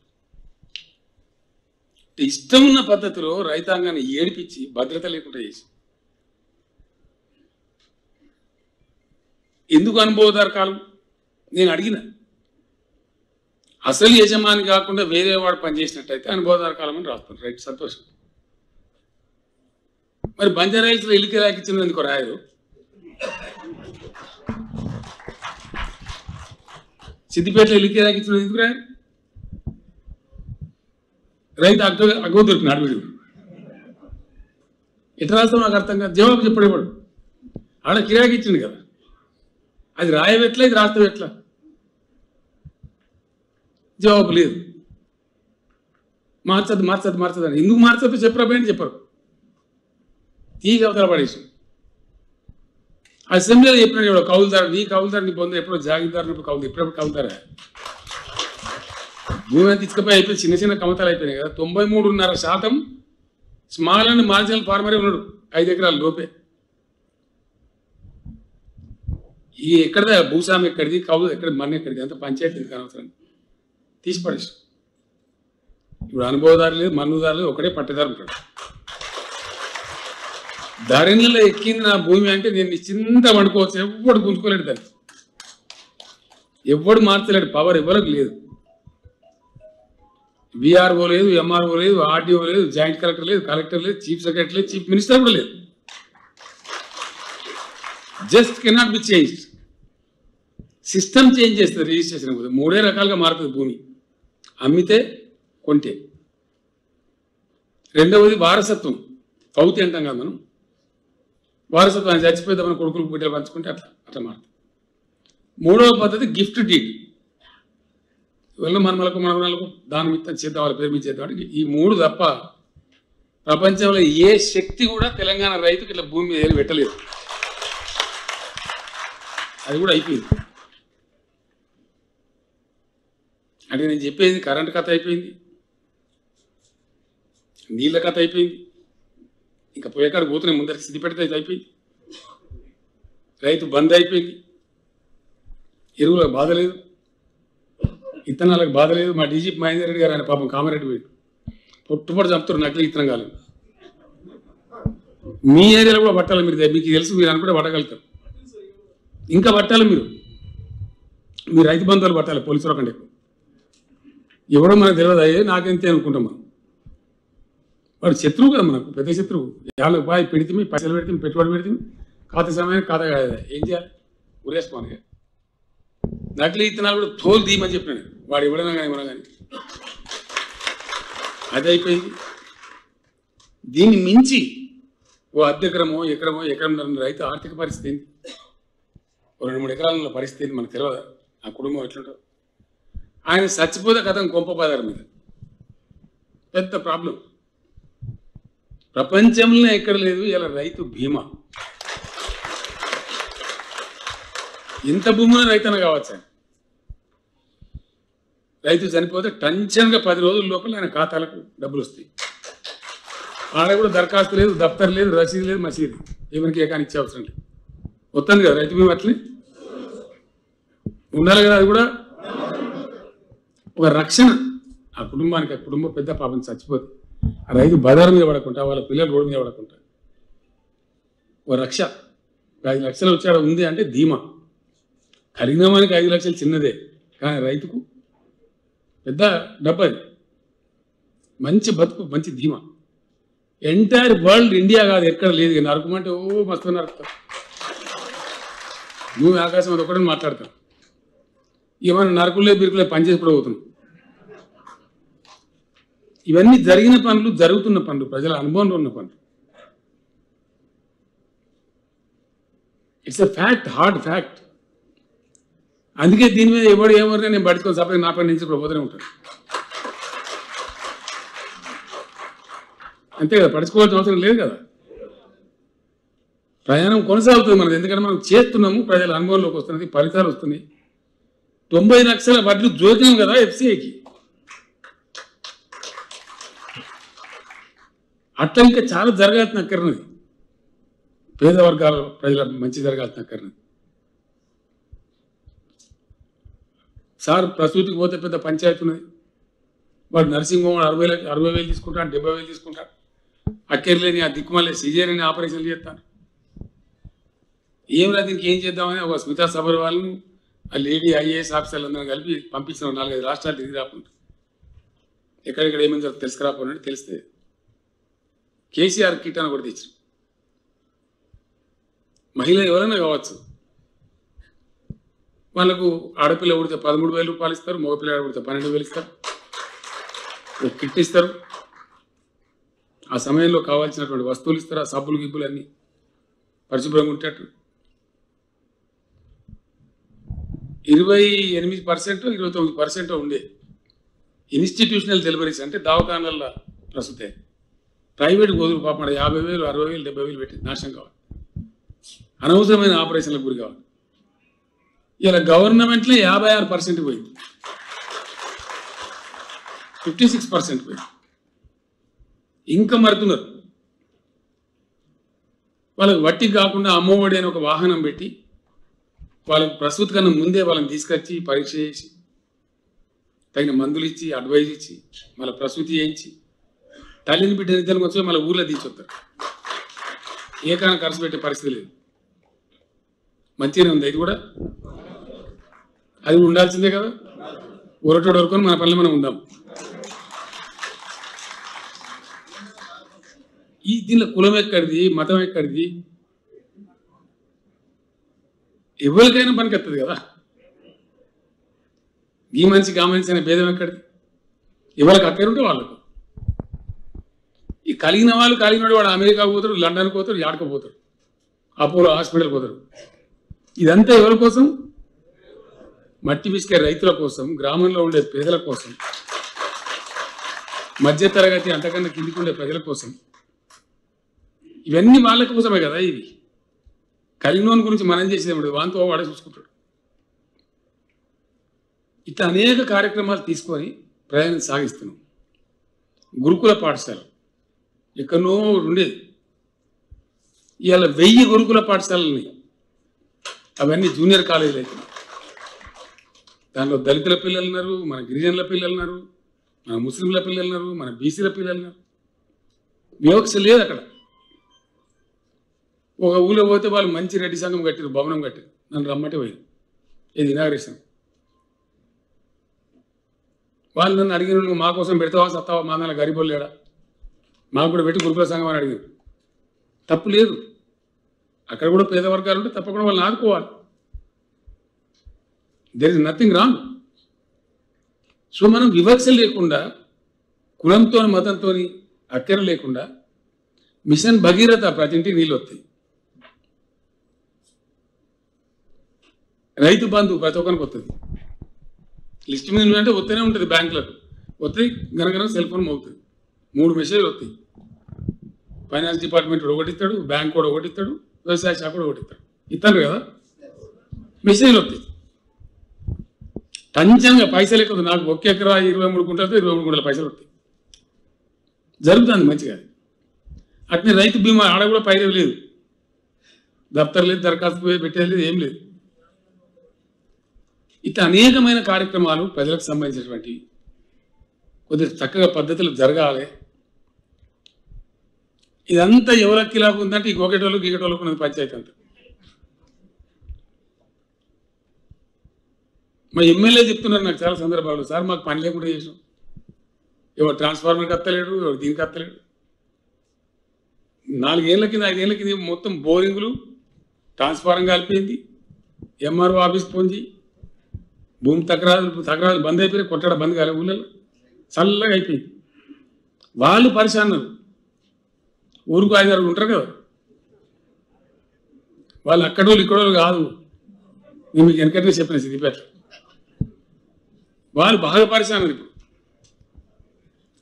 పైరేవు లేదా మని లేదా, వాడు అలవాటు అయిన ఎట్లా బతకాలి? జనం హ్యాపీ ఉన్నారు, కామన్ మ్యాన్ వీళ్ళంతా కూడా చాలా సంతోషంగా ఉన్నారు. ఇది బునియాది. ఇది ఇక్కడ మంచిగా ఉంటే క్రమం అంతా మంచిగా ఉంటుంది. బునియాది కింది మీద ఉన్నదనుకో బట్టి డామ్ డూమ్ డైలాగ్ కూడా వస్తుంది. ఎన్ని రోజులు చెప్తావు కథలు, స్టోరీ. కింద పునాది నుంచి పేద జనము సామాన్య జనము ఆకలి లేకుండా అయిపోయి రైతులు మంచిగా ఉండి, నేను ధైర్యంగా చెప్పగలుగుతున్నా ఇలా తెలంగాణలో ఎవడు ఉపాసం ఉంటలేడు. మునుపు ఆడవాడు ఆకలి సాగు చచ్చిపోయిన చెప్పు. నిజమావా దేశభా శ్రీనివాస్ బాగా చెప్తున్నట్టు నిజం సార్, నేను కూడా పోయించిన ఆడవాడు చచ్చిపోయిన చెప్పారు. అన్నానికి లేక ఆయన మన మధ్య లేడు, చచ్చిపోయింది పాపం ఎన్టీ రామారావు. 2 రూపాయల కిలో బియ్యం తింది. నాకు బాగా నచ్చిన పథకం అది. ఆయన 2 రూపాయల బియ్యం పెట్టిన తర్వాత ఈ రాష్ట్రంలో ఆకలి అని తీరింది కొంత ప్రజలకు. అప్పటికి అన్నానికి బాధ ఉండే. దాని తర్వాత ఇంకా సరే మధ్యలో చాలా మార్పులు జరిగినాయి. ఇప్పుడు మనం రూపాయికి కిలో ఇస్తున్నాం, లిమిట్ పెట్టలేదు. ఎంతమంది ఇంటుంటే అంతమందికి 6 కిలోలు కట్టించుకోమని చెప్పాం. అది కూడా మంచిగానే ఉన్నది కదా. ఉండన్నా ఉండాలి కదా. కొంత వేసుకొస్తాను. ధనిక రాష్ట్రం అంటే ధనికుల డబ్బులు గీడిపోతున్నాయి. వాళ్ళకి అంత లేదు గీకటోళ్ళు. అలా బాధ్యత ధనిక రాష్ట్రం కానీ ఇవన్నీ అడకెళ్ళొస్తాయి. ఇంతకుముందు ఎందుకో రాలేదు రైతు బంధు, ఇంతకుముందు ఎందుకో రాలేదు రైతు బీమా. ఎటు పోతుంది రాష్ట్ర ప్రభుత్వం డబ్బులు? ఇటు పోతున్నాయి. అవి చక్కగా పోతున్నాయి, వాళ్ళ ఖాతాలోకి పోతున్నాయి. అది బాధ. ఎవడు మాట్లాడవుతాయని నీకు అర్థం కూడా కాదు. నీ దయాన్న తలకాయ ఖరాబ్ అయ్యా, ఎవడు పెట్టుకోవాలి పనిఖరాబ్ అనవసరంగా అని చెప్పి ఇట్లా అనేక విధాలుగా ఒక్కొక్కటి చేసుకుని పోతుంది. ఇలా మీరు పేపర్లో చూసారు, టీవీలో చూసారు. హైదరాబాద్లో ఒక 4 సూపర్ స్పెషాలిటీ హాస్పిటల్ తెస్తారు. ఎంతసేపు గాంధీ ఉస్మానియా కాదు, ఈ గత్తర మారి ఇదంతా ఈ కరోనా ఏమైంది, ముడుకోబట్ట ఏం పంచాయతీ. పెళ్లిగా నవ్వుతారు. పెళ్లికి పోతే వాడు పెళ్లి పిల్లలు సార్ మాస్క్ది ఎందుకు కాబట్టి నువ్వు మళ్ళీ దొరుకుతావు సార్, ఫోటో కావాలి. నేను నీకు దొరుకుతున్నాను, మరి మాస్క్ తీస్తే కరోనాకు దొరుకుతా కదా. వాడుకుందా వీడుకుందా నాకు కూడా వచ్చింది కరోనా అంటే ఎక్కడ ఇక దీనిలో అడ్డం చెప్పేటోడు, పొడుగు చెప్పేటోడు, దీని కథలు పుట్టించినోడు, ఈ ఎట్లా గోవిందం అని అంటే ఆగమాగం పట్టాలి, పరిచయం చేయాలి.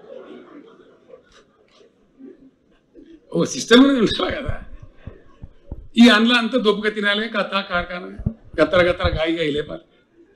పని చేసడానికి ఒక పద్ధతి లేదు. దయచేసి నా ప్రార్థన మీ అందరితో చేతులు తోడించి దండం పెట్టి చెప్తాను. నా జీవితంలో నా చేతులు కొట్టలే నేను, మా ఊళ్ళో తెలుసు. ఆ అవసరం ఏర్పడలేదు. మంచి మాటతో ప్రేమతోనే జయించుకుంటూ పోయినాము, ప్రేమతోనే చెప్పుకుంటూ పోయినాము, కొంత ప్రగతి సాధించినాం. ప్రజాప్రతినిధులు, సర్పంచులు, మున్సిపల్ చైర్మన్లు, మీ మీద చాలా పెద్ద బాధ్యత ఉంది. దయచేసి చాలా పెద్దది. మేము ఏం చేసినా మీరు లేకుండా ప్రగతి రాదు. ఇంపాసిబుల్. మండల అధ్యక్షులు, జడ్పీటీసీలు, జిల్లా పరిషత్ చైర్మన్లు, మీరు నేల విడిచి సాము చేయదు దయచేసి. ఒక గుణాత్మకమైన మార్పు మీరు కళ్ళారా చూస్తున్నారు. ఎన్నడూ కూడా ఇంత టంచనగా గ్రామ పంచాయతీలకు డబ్బు రాకపోతుండే. నేను చెప్పిన చీఫ్ సెక్రటరీ గారికి, అయ్యా మీకు పని డబ్బున పైసలు తక్కువ పడితే ఎమ్మెల్యేలకు బంధు పెట్టి జీతం, మంత్రులకు బంధు పెట్టు, కానీ గ్రామాలకు డబ్బు మాత్రం పోయి తీరాలి. ఎవ్రీ మంత్ ఎట్టి పరిస్థితుల బ్యాంకులో పడాలి పైసలు, అంతే. వస్తున్నాయా లేవా డబ్బులు? అన్ని గ్రామ పంచాయతీలకు వస్తున్నాయి కదా, అన్ని మున్సిపాలిటీలకు వస్తున్నాయి కదా. దాంతో పని ఆగదు, మొదలుపెట్టుకున్న పని ముందర కొడుతుంది. ఆ గ్రామాల పని కూడా నేను ఒక మాట ఏం చెప్పిన చీఫ్ సెక్రటరీ గారు, మళ్ళీ కూడా చెప్తా ఉన్నా, పంచాయతీరాజ్ మంత్రి కూడా చెప్పి, ఎవరి ఊళ్ళో సర్పంచ్ వాళ్ళు చేసుకుంటారు, నీకు ఎందుకే గొడవ? ఏ ఊళ్ళో ఆ ఊళ్ళో చేసుకుంటారు పని. తప్పు చేస్తే ప్రజలు వాళ్ళే అడుగుతారు, తీసి పారేస్తారు, అంతే కదా.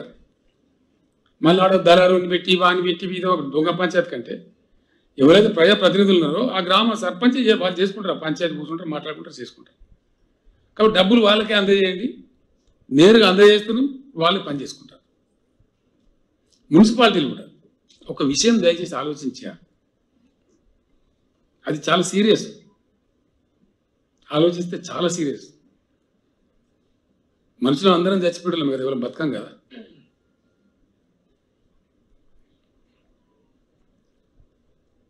జాతస్య మరణం ధ్రువం, పుట్టినవాడు గిటక తప్పదు. మనది ఏం దేశం, మనది ఒక విశ్వాసం, ఒక మంచి పద్ధతిలో బతికేటువంటి సమాజం. చచ్చిపోయిన వాళ్ళని గౌరవప్రదంగా సాగనంపుతారు, అంతే కదా. మనిషి చచ్చిపోతే జాగ ఉన్నాడో మన జాగలో పోయి కాలబెట్టి, మరి జాగ లేనోడు పెట్టుకోవాలా? మన గతి ఏంటి? ఏం చేయాలా బాధ? ఇటు మనిషి సచ్చిన దుఃఖానికి ఏడవన్నా, లేకపోతే జాగలేక కాలబెట్టుకోలేక ఏడవన్నా? దేనికోసం ఏడవాలా? అందుకే ప్రతి గ్రామంలో వైకుంఠధామం కట్టమని చెప్పింది. అది అందరిది. ఎవరు ఊళ్ళు ఎవరు చచ్చిపోయినా ఏ కులం లేదు, మతం లేదు, దానికి ఎవరు చనిపోయినా సరే అక్కడ జాగ దొరుకుతుంది, పోయి అంత్యక్రియలు చేసుకోవచ్చు. అక్కడ మంచిగా మహిళలకు స్నానాలు, పురుషులకు స్నానాలు చేసుకొని ఎక్కడో అక్కడ వెళ్ళిపోవచ్చు. అది ఏం గది శాత కాదా, నాకు అర్థం కాదు. మనకు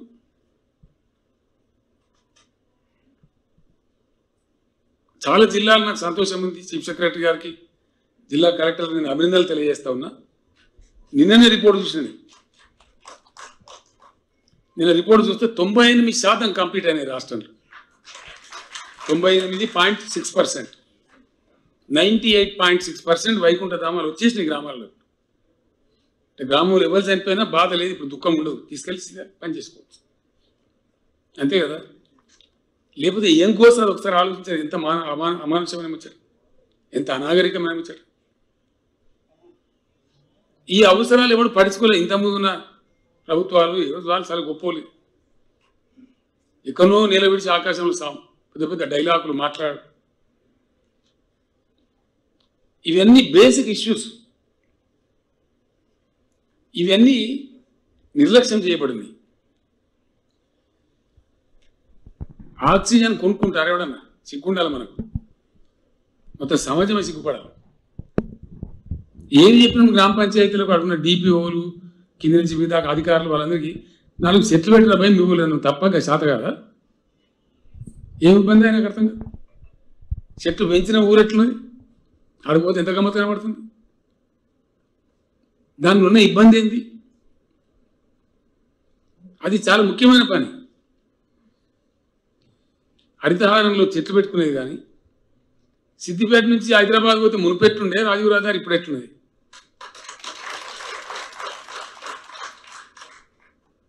ఎందుకు తయారైంది? ఇట్లా ఎంబడి పడితే అయింది. అనుకున్నాక సంకల్పం కరెక్ట్ చేస్తే కాదా?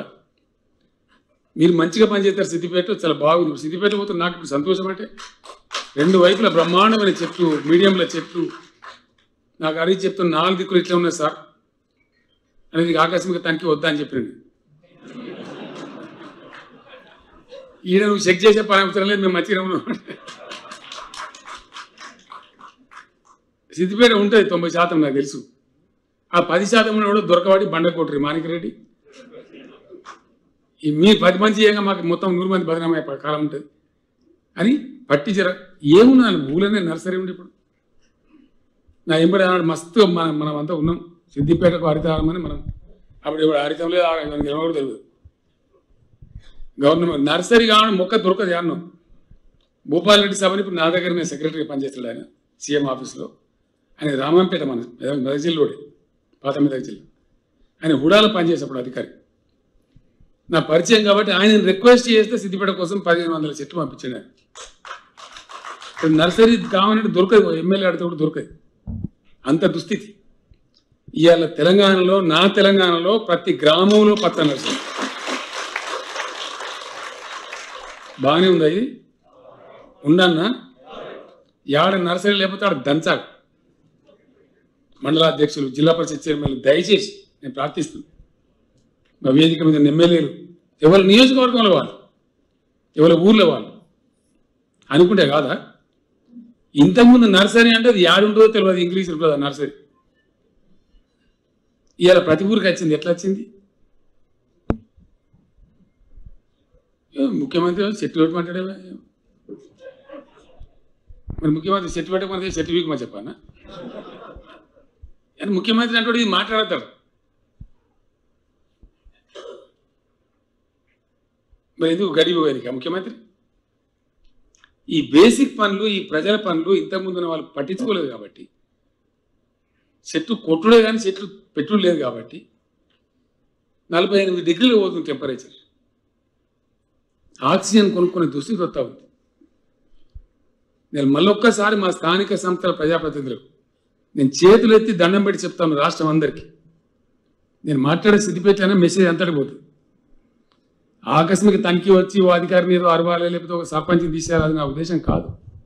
నో, నాకన్నా ఏం ఆనందం వస్తుంది? ఉన్న సర్పంచ్ గొప్ప పని చేయాలి, గొప్పని పేరు తెచ్చుకోవాలని కోరుకుంటా, కానీ ఆయన బదనాం బతి పెడితే ఏమవుతుంది? ఆ బదనాం బతి రాకుండా సర్పంచే చూసుకోవాలి, అక్కడ గ్రామ సెక్రటరీ చూసుకోవాలి, మండల పంచాయతీ అధికారి చూసుకోవాలి, ఏ జిల్లాకు ఆ జిల్లాకు ఉన్న అధికారి చూసుకోవాలి. అది కోరుతాం. ఇక కొంతమంది ఎంత చెప్పినా చెప్పితే ఏం చేయాలి? యాక్షన్ తీసుకోవాలి. మరి ఏం చేయాలి? నువ్వు చేయవైతే ఇంకో రానివాడికి గడివా మీద కుక్క కూర్చున్నట్టు, అది మెయ్యది మేసేదని మేయది. మరి అదేం లాభం? అంతే కదా. కాబట్టి ఆ పరిస్థితి రావద్దు, దయచేసి రానియద్దు. మంచి పద్ధతిలో ఇది మంచి కదా, చెడేముంది? ఇప్పుడు ఊళ్ళో ఎవరు చనిపోయిన అంత్యక్రియలకు ఒక వేదిక ఏర్పడదు, ఇబ్బంది లేదు. మంచినీళ్ళు మంచిగా వస్తున్నాయి, కరెంటు మంచిగా వస్తుంది, రోడ్లు మంచిగా అవుతున్నాయి, ఏ గోస లేదు, ఏ బాధ లేదు, మూపున్నంత ఆగమాగం లేదు, బతకబోయే పరిస్థితి లేదు. నేను నిన్న మొన్న 3-4 డేస్ నుంచి ఫోటోలు చూస్తా ఉన్నా. నిజామాబాద్ జిల్లాలో, ఇంకేదో వేరే జిల్లాది, పశ్చిమ బెంగాల్ నుంచి వచ్చి మన దగ్గర నాట్లేస్తాను, వెస్ట్ బెంగాల్ కి నుంచి, ఉత్తరప్రదేశ్, బీహార్. ఇంతకుముందు మనమే బొంబాయి, దుబాయ్, బొగ్గుబాయి పోయిన వాళ్ళము. ఇట్లా అయిపోయింది కథ. ఇంకా ఇట్లా కావాలి. ఇప్పుడు చీఫ్ సెక్రటరీ గారు అన్నారు మాట్లాడుకుంటారు, వారి ప్రసంగంలో చెప్పారు, ఇంత మంచి కార్యాలయాలు మా కోసం మీరు ఏర్పాటు చేసినారు రాష్ట్ర వ్యాప్తంగా, మీరు అనుకున్న పని అంతా ఇక్కడికి వెళ్ళి చేసి చూపిస్తాం సార్ అన్నారు.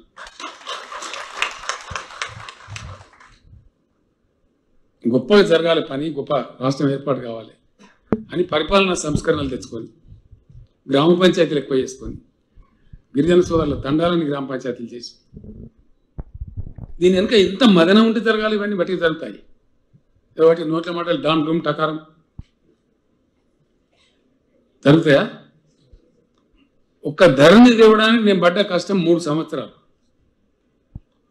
3 ఏళ్ళు రాసి రంపాన పెట్టినాను. అన్నిటికి సమాధానాలు తెచ్చి అన్నిటికి మాట్లాడి సంజాయించి తెస్తే ఇవాళ ధరణి సుమారుగా 6 లక్షల రిజిస్ట్రేషన్లు అయిపోయింది. ఊహించిన మన జీవితంలో రిజిస్ట్రేషన్ అంటే సిద్దిపేటకు పోయి కూర్చుని పోతే కదా, ఉపాసం ఉప్పిడి ఎంత కథ. రాసేటోనికి పైసలు, కోసడానికి పైసలు. ఇవాళ ఉన్నదా? మీ సొంత మండలంలో ఇట్లా పోతే అట్లా 20 నిమిషాలు జస్ట్ 20 minutes. అంతకుముందు రిజిస్ట్రేషన్ అవుతుంది, ముటేషన్ కాదు. రిజిస్ట్రేషన్ ఒక సాగు చేస్తాడు, పాని ఒక సాగు చేస్తాడు, ముటేషన్ ఇంకో సాగు చేస్తాడు. 45 రోజులు చాలా పుణ్యాత్మలు అయితే చేశారు. 4 నెలలు 5 నెలలు కాకపో కదలపో. ఇప్పుడు రిజిస్ట్రేషన్, ముటేషన్, పాస్ బుక్ అప్పుడే తీసుకొని జేబులు పెట్టి ఇంటికి ఇప్పుడు అది అట్లే ఉండాలి కదా.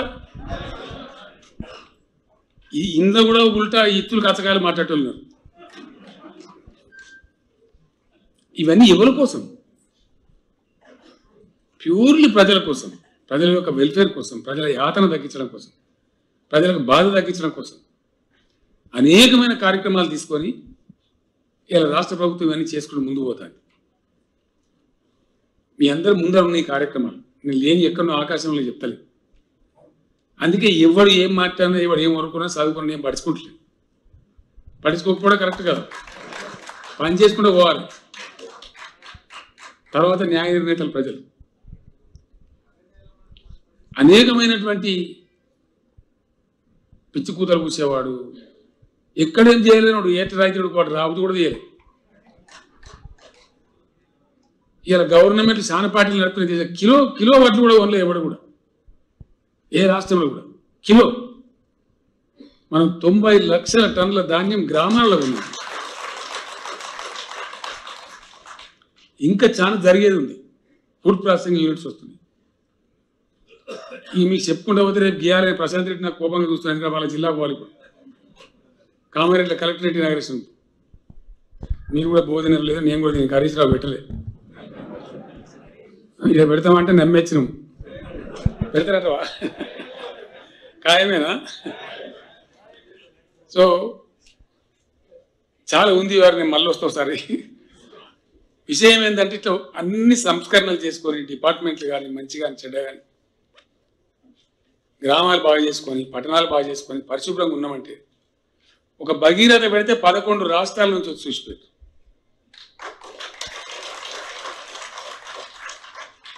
నిన్న నాకు ఎవడో చెప్పింది, ఇలా పేపర్ కూడా వచ్చింది. కాళేశ్వరం ప్రాజెక్టు కట్టినాం, దాన్ని పట్టుకొని కూడా కొన్ని కుక్కలు మొరిగినాయి, ఇంకా మొరుగుతూనే ఉన్నాయి. కానీ ఇప్పుడు ఏమైంది? మన దగ్గర ఆడ పెద్దవాని వాళ్ళే, కానీ రాజరాజేశ్వర జలాశయంలో దుంకుతున్నాయి నీళ్ళు. పేపర్లో చూసాను కదా, 9,000 క్యూసెక్ ప్రాణహిత రాగానే పట్టి గుంజిపోతాను బయట. నిన్ననే హరీష్ చెప్పిన మొత్తం నింపేరి చెరువులు కుంటలకు మళ్ళీ మొత్తం అని. వానకాలంగా మామే నింపు ఏం కాదు, బుడబుడ కావాలి భూమి అంతా. ఏ పెద్దవాన కొడితే మళ్ళీ మత్తడి దుంకుతుంది. ఏమవుతుంది? వరిగలు వంకాయలని పొంగిపోయినట్టే ఉండాలి. కరువు తీరాలి తెలంగాణ అని చెప్పి ఒక్క సిద్దిపేట ఒక హరీష్కి చెప్పాలి, మొత్తం తెలంగాణ చెప్పి ప్రశాంత్ రెడ్డి గారికి చెప్పి ఎక్కడెక్కడ అవకాశాలు అందరికీ చెప్పారు. రంగనాయక సార్ నింపురు, దాంతో రంగనాయక సార్ అక్కడ ఆగిపోదు, సెల్లు కుంటలు సెక్రటరీ మొత్తం నింపరని చెప్పి మంచిదే కదా. ఇవి గీ పని చేస్తాను, ఇది కావాలి. కాళేశ్వరం నాడు గోదావరి చుట్టూ తిరుగుతున్నాం. ఒక ఎంతసేపు లేకపోతే మా వెంకటరావు చెప్పాలి. పాప ఆయన బండ నా లెక్కనే బండ మొండి, ఎప్పుడైనా అనుకున్న పని చేస్తూనే ఉంటాడు. ఆయన ఏమో కేసులు పెట్టిన జైలు ఎత్తామన్నారు. మల్లన్న సార్ అయిపోయింది అనుకో, నెత్తి మీద కుండ. పాత మెదక్ జిల్లాకు యాలేరు భువనగిరికి మా ముత్తిరెడ్డి యాదగిరి ఉన్నాడు, ఆ విలేషన్. ఈ సేరియాల బత్తనపేట జనగాం ఇచ్చబట్టి ఇదంతా ఏదైతే భయంకరమైన కరువు ప్రాంతం ఉండేనో నిన్ననే పిలిచి బాగా గట్టిగా చేతబట్టిన ఏది ఆ గౌరవల్లి ప్రాజెక్ట్ హుస్నాబాద్ అయిపోవాలి చెప్పి నేను చంపేస్తా అని చెప్పాను. ఇప్పుడు నిండాలి, ఈ వర్షాకాలం నింపాలి, మీరు ఏం చేస్తారో నాకు తెలియని చెప్పిన. అవి ఆ సిఈ గారు వచ్చిన శంకర్ గారు ఇక్కడే ఉన్నారు, కరీంనగర్ సిఐ. ఇక సిద్దిపేట కలెక్టర్ ఏందో నీ కథ ఏందో నువ్వు రా అంటే ఆయనకు వచ్చింది పాపం. నిన్న నుంచి న్యాయం పెడుతుంది. విషయం ఏంది? గౌరవల్లి కూడా నిండాలి, పంట వండాలి హుస్నాబాద్. అది ఏం చేస్తారో చేయండి. ఈ నడిగడ్డ ఇదంతా మనం చూసిన కళ్ళతో తిన్న సైకిల్ మీద తిన్న ఏరియా అంతా ఎన్ని బాధలు పడ్డాం, ఎన్ని పోలరు, ఎన్ని కథలు వారేరేయమ్మ. అది పోవాలని చెప్పి సంసిపోవాలని చెప్పి అది తిప్పలు పడి కింద మీద పడుతున్నాం. పేదలకు సంక్షేమం చేసుకుంటున్నాం, రైతులను కాపాడుకుంటున్నాం, ఇంకా పరిశ్రమల కోసం తండ్లాడుకుంటున్నాం, ఇన్ఫర్మేషన్ టెక్నాలజీ పెంచుకుంటున్నాం, రోడ్లు బాగా చేసుకుంటున్నాం, ముఖం తెల్లగా చేసుకుంటున్నాం, వృత్తిపైన వాళ్ళని ఆదుకుంటున్నాం, ఎవడు ఆత్మహత్య చేయకుండా కాపాడుకుంటున్నాం, చావకరాని దయ కాపాడుతామని చెప్తున్నాం, సబ్సిడీ బంద్ అయింది. ఇవన్నీ ప్రాక్టికల్గా జరిగినాయి, ఇంకా జరుగుతాయి. ప్రజల దీవెన, మీ అందరి సహకారం, ప్రజాప్రతినిధుల తోడ్పాటు, అద్భుతమైన అధికారుల పనితీరుతోని 100కు 100% నేను బయలుదేరినాడు ఎవరిని నమ్మలే. వత్తరతలు మంటగట్టు ఆడదు బక్కపాయ కూడా బొడిగిరి చెప్తాను. వచ్చింది కదా, వచ్చిన తర్వాత ఇవన్నీ వచ్చినాయి కదా. 100% ఈ కుక్క ఏ కుక్క మురిగినా ఎవడు ఏం చెప్పినా బంగారు తెలంగాణ కూడా వచ్చి 100%. No one can stop it. సంకల్పం ఉంటే ఎందుకు కాదు నాకు అర్థం కాదు. ఇప్పుడు ఇవన్నీ అయితేనే వాడు అనుకున్నాడు ప్రతి ఊళ్ళో వైకుంఠధామం అవుతుంది. వాడు చెప్పినాడు, మనకి ఇంత చెప్పినట్టు ఉండదు అసలు. ప్రతి ఊళ్ళో నర్సరీ ఉంటుంది మనకు కలగన్నాము. నేను పోతుంటే అక్కడక్కడ నాకు కనబడుతుంటుంది మంచి గ్రామ పంచాయతీ పెద్ద పేరు రాసి ట్యాంకర్ ఉంటుంది, నీళ్ళ ట్యాంకర్. ప్రతి గ్రామ పంచాయతీకి ట్యాంకరు ట్రాలీ. ప్రకృతి వనాలు. కొందరు బుద్ధిమంతుల కాడ దానిలో బెంచీలు పెట్టిండ్రు, మంచిగా తొవ్వలు పెట్టిండ్రు. ఊళ్ళో పోయిన కూడా అందరికీ బీపీ షుగర్ మోపితే వాళ్ళు పొద్దున వాకింగ్ చేస్తాను. ఇంత మంచి సంస్కారం, ఇంత మంచి ఊళ్ళో ఉన్న పిల్లల ప్రకృతి మనం ఆడుకుంటే అక్కడ ఉన్న వాళ్ళు భీమారచులు పాపం వాకింగ్ చేసి మనకి ఎంత గౌరవం. పార్క్ అంటే యానో హైదరాబాద్లో ఉంటుంది, సిద్దిపేటలో ఊళ్ళు ఉండద్దా? నోసుకోలేదా మనం? వీళ్ళు ఉందా లేదా ఊళ్ళే? మరి ఎట్లా వచ్చింది? ఠామ్ అని మాయ మచ్చేది అయితే వచ్చిందా? కష్టం చేస్తే ఒళ్ళు వంచితే మైండ్ ఎరగ చేస్తే వస్తుంది. అవి అదే పని తెలంగాణలో జరుగుతున్నది, 100% జరుగుతుంది. బేసిక్ వర్క్ జరుగుతుంది, ఇంకా జరుగుతుంది. మన కులం లేదు, జాతి లేదు, మతం లేదు. ఇక్కడ ఉన్న ప్రతివాడు, ప్రతి ఒక్కడు బాగుపడాలి, ప్రతి ఒక్కరి ముఖం మీద చిరునవ్వు రావాలి. అది ఆ తెలంగాణ కోసం గవర్నమెంట్ కృషి చేస్తుంది, ముందుకు పోతుంది. ఇలా చాలా చేస్తారు, మీకు చెప్తే నవ్వుతారు. బోర్ కొడుతుందా?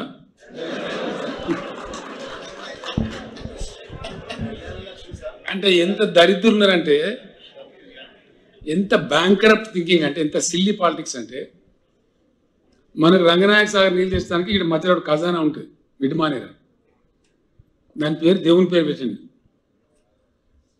నమ్మకం పెట్టుకుంటే రావాలి, కానీ నరకుతా బట్టిగా. నేను ముఖ్యమైన తర్వాత ఈ రాష్ట్రంలో కట్టిన ప్రతి ప్రాజెక్టు పేరు Lakshmi barrage, Parvati barrage, Saraswati barrage, Gayatri pump house, Nandi pump house, Rajarajeshwara కథ, ఇక కొమరేలి మల్లన్న సాగర్, కొండ పోషమ్మ సాగర్. ఎవడు చెప్తే పెడతారు, కడుపులు ఉండాలి. కానీ నన్ను ఎవడు అడిగిన ఇవన్నీ పెట్టమని, అంతే కదా. సో ఇట్లా ప్రయత్నం చేసుకుంటూ వస్తుంది. ఎంత థర్డ్ క్లాస్ పాలిటిక్స్ అంటే, మిడ్మానేర్ అని ప్రాజెక్టు అంతకుముందు పుణ్యాత్మలు గెలికిరు పీకిరు, మన దాన్ని కంప్లీట్ చేసాం. నింపారు. జనరల్గా ఏం జరుగుతుందంటే, కొత్త ప్రాజెక్టు పూర్తిగా నింపారు, అది స్టెబిలైజ్ కావాలి. కథ కార్ఖానా దానికి వాల్వ్స్ అని పెడతారు, కొంత లీక్ అవుతున్నట్టు వాటర్ లీక్ చేస్తారు కావాలని, లేకపోతే కట్ట ఎగిరిపోతుంది. కట్ట కింద బోర్లు ఎత్తారు, ఆ బోర్లకి వచ్చి నీళ్ళు పోవాలని చెప్పి, ప్రెజర్ కట్ట మీద తగ్గాలని చెప్పి. అది ఇరిగేషన్ డిపార్ట్మెంట్ యొక్క టెక్నిక్. అది నా ముందర ఇద్దరు ఈఎన్సీ ఉన్నారు. ఆ మిడ్మానేర్లో మేము నింపినాం, పూర్తిగా నింపలే. టెస్ట్ చేసి దాన్ని స్టెబిలైజ్ అయిన తర్వాత 4 నెలల తర్వాత మళ్ళీ 4 టీఎంసీ, 4 నెలల తర్వాత మళ్ళీ 4 టీఎంసీలు నింపుతారు. ఫాల్ట్ కూడా వెళ్తుంది కదా, తెలియదు కదా. ఫాల్ట్ అయితే మొత్తం ఖాళీ చేసి పడేసి మళ్ళీ మంచిగా చేసింది. చుట్టూ బ్రహ్మాండంగా ఉంది, మామూలుగా వెళ్ళి నీళ్ళు వెళ్తున్నాయి. ఒక దగ్గర జరంతా ఎక్కువ వెళ్తుంది. నేను వెంటనే ఫోన్ చేసిన, ఇది ఏంది చూడు అని చెప్పి మాట్లాడు. ఆడవాడు పోయి గెలికి మొత్తం నాసిక్ కట్టిన, అందుకే ఇట్లా అయిపోయింది కథ. మరి నాసిక్ కట్టి ఇప్పటిదాకా ఉన్నా మిడ్మానేర్ 28 టీఎంసీ ఇప్పుడు నింపి బాగా చెప్తా. మొత్తం ఈ తెలంగాణకంతా ఖజానా అదే.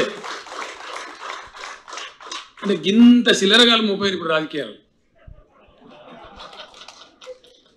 చిల్లరతనానికి కూడా ఒక లిమిట్ ఉంటుంది, ఒక హద్దు ఉంటుంది కదా. ఇంత పిచ్చి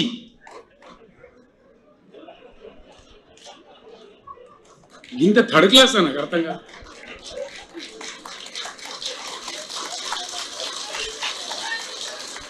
గట్టి ఉంటే ఓటుని నువ్వు అడగకుండా ఎత్తాడు. నన్ను సిద్దిపేట మా సత్యనారాయణ బాబు కోపానికి వచ్చాడు. మా రాధాకృష్ణ శర్మ ఇప్పుడు వెళ్ళి అన్నాడు ఉన్నాడా. ఒక ఎలక్షన్లో మీకు అందరికి యాద నాకు నాకే ఓటేయమని చెప్తాను రాలే అని చెప్పి మొదలు నన్ను వీళ్ళు తిట్టుడు. అవుతాడు నీ దండం పెడతా నాకు కూడా నన్ను ఈ దుకాణం పెట్టు నువ్వు. మందపల్లి తిరుపతి అయితే నన్ను బాగా కోపానికి వచ్చాడు. ఇదేం సార్ నువ్వు అని. ఓటు వేసారు జనం, గెలిచినాం. ప్రజల మనసులో ఉంటే ప్రజలకు మాకు మంచి మేలైందంటే నువ్వు అడిగినా ఎత్తారు, అడుగుకున్నా ఎత్తారు. మన జిల్లాలోనే చాలా గొప్ప నాయకుడు బాగారెడ్డి సాబ్ ఉండే, చాలా గొప్పోడు. అనేక విషయాలు మేము ఆయన నుంచి నేర్చుకున్నాం. మహనీయుడు. ఆయన కోసం తెలుగుదేశం పార్టీ పెట్టాక నేను జడగట్టుకొని పోయి ఇక్కడ సంగతి అంటే అక్కడ నా క్లాస్మేట్లు దోస్తులు ఉంటాయి, అందరూ తిన్నారు. ఇని అన్నను మొత్తగా చెప్తున్నావు కానీ మేము మాత్రం బాగారెడ్డి సాబ్కే ఉంటామన్న. నీ అమ్మ గంట సేపు ఇదేంద్ర కథ అంటే ఇవ అన్న ఆయన మమ్మల్ని గౌరవిస్తాడు, మాకు మంచి ప్రేమ మనిషి, మా పనులు చేస్తాడు, మమ్మల్ని డెవలప్ చేస్తాడు. బాగారెడ్డి సాబ్ అంటే అన్న ఒక్కటే మాట చెప్తాను, ఏగిన మధ్యలో మాకు ఇరక కొత్తని పెట్టుకుంటే వాడు ఏగుతాడో ఏరుగుతాడో ఎవరికి పంచాయతీ అంతా జనం నాతో చెప్పిన వాళ్ళు. ఆయన ఎంత సంయమనం ఎంత ఓపిక అంటే పంచాయతీరాజ్ మినిస్టర్ ఉండే ఆయన ఒక ఆదేశం ఇవ్వచ్చు. అంతకుముందు ఆయన జిల్లా పరిషత్ చైర్మన్ పనిచేసింది సంగారెడ్డిలో, మన పాత మెదక్ జిల్లా.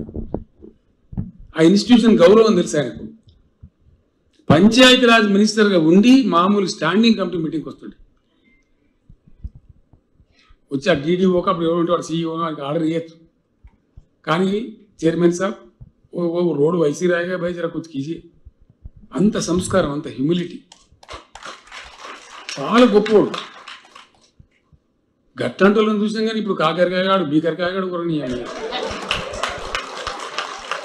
లేచినోడు లేవనోడు ఎందుకు పనికిరానోడు. ఏం దరిద్రం నాకు అర్థం కాదు. ఇది ఇవాళ మంచికి ఇవి ఎటు దారి తీస్తాయి.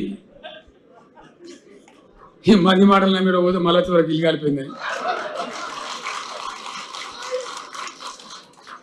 చేసిందంటే మరి చేసింది లేదు, పీకేరు. ఏమైనా ఉన్నాయో ఒకటో రెండో చూపిస్తారంటే ఏం మంటే వాడి గాలి గత్తర లుల్లి బొబ్బ తప్ప. నేను చెప్తున్నాను, నేను తప్పు చెప్తే నేను ఏ శిక్షగానికి సిద్ధంగా ఉంటాను. క్వింటాల్ వడ్లు వనలే ఏ ఒక్క రాష్ట్రంలో ఇండియాలో ఒక క్వింటాల్ కూడా మనం కొన్న పద్ధతిలో ఊరూరు పోయి కొనలే. 90 లక్షల ధాన్యం పట్టుకొని ఎవడో తొర్రిముండా కూడా మాట్లాడితే ఇప్పుడు ఏం చేయాలి? వానికి సమాధానం మీరు చెప్పాలి, ప్రజలు చెప్పాలి.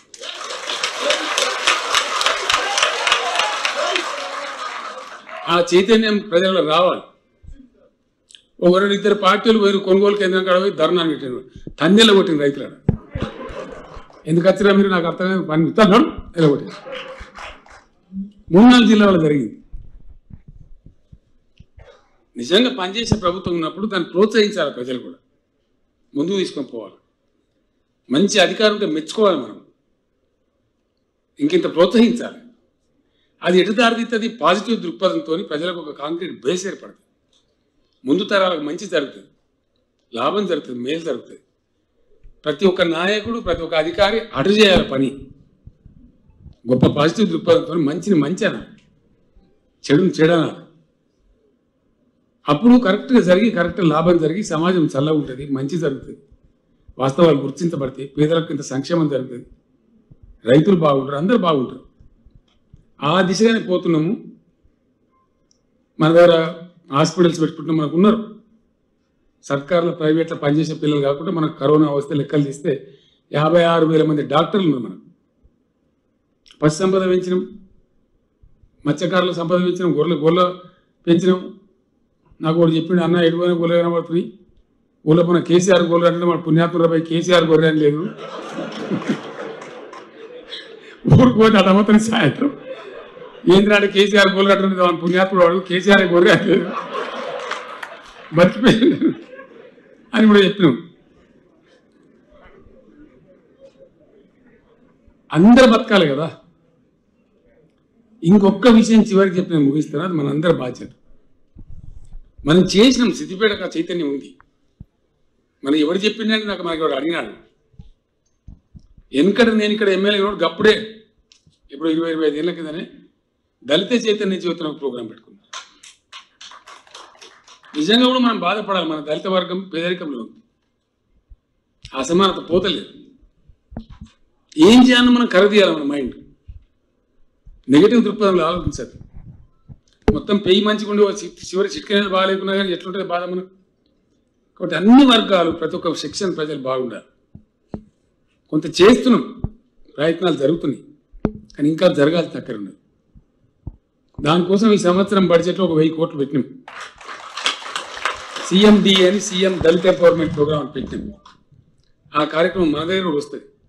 మీరు బాగా చేస్తారు, మీ మంత్రి మీరంతా కలిసి గొప్ప చేయండి దయచేసి. మీ గ్రామాలలో, మీ పట్టణాలలో, మీ మండలాలలో మీరందరూ అనుకుంటే శబ్బాష్ సిద్దిపేటలు గొప్పలు, వాళ్ళ దళితులను బాగా చేసుకున్న పేరు రావాలి. ఓకే కదా? అటు ప్రెడ్జి తీసుకోవాలి. అది కూడా మన బాధ్యతనే. శరీరంలో ఎక్కడ బాగాలేకుండా ఎట్లయితే బాగుండదో సమాజంలో వర్గం బాగాలేకుండా ఉంటే కూడా మనకు మంచి కాదు, అది ధర్మం కూడా కాదు. కాబట్టి అన్ని వర్గాలు అందరం బాగుపడే దిశగా ఆలోచన ఇంకా జరగాలి. ముందరికి ఇంకా బాగా జరుగుతుంది, నేను గ్యారంటీగా చెప్తాను. ఆ చైతన్యం పెరుగుతాను. అందరికి అవకాశాలు రావాలి, అందరికీ ప్రాతినిధ్యం ఉండాలి, గొప్పగా ఉండాలి, అందరినీ క్యారీ చేసుకొని పోవాలి. నేను బ్రతుకున్నంత వరకు అయితే ఆ పని చేస్తూనే ఉంటాయి, 100% చేస్తాను. ఎవరు ఏమంటాడు అనేది కాకుండా సిన్సియర్గా చిత్తశుద్ధితోని మంచి మంచి చీఫ్ సెక్రటరీ ఉన్నారు మనకు, అద్భుతంగా పనిచేస్తారు. నేను ఒక మాట చెప్పిన, సిఎస్ గారు మీరు ఏం చేస్తారో నాకు తెలియదు, రైతు వేదికలు కావాలంటే ఒక 6 నెలలు పాపం కలెక్టర్లను తరిమి తరిమి తరిమి 2601 రైతు వేదికలు కట్టించింది. అందుకే నేను నాకు ప్రత్యేకంగా సిఎస్ గారు ధన్యవాదాలు చెప్పి. ఇంకో మాట మీకు చెప్పాలి, నేను నా బాధ్యత అది. లాస్ట్కి మాట చెప్పి ముగిస్తాను, నాకు కూడా ఆకలి అవుతుంది. బట్లు వండిస్తాను, మరి పెట్టుకోవాలి. వాడు ఎవడో ఏం జిమ్మదారు నెత్తిలేదు కాకపోతే బచ్చి ధర్నా.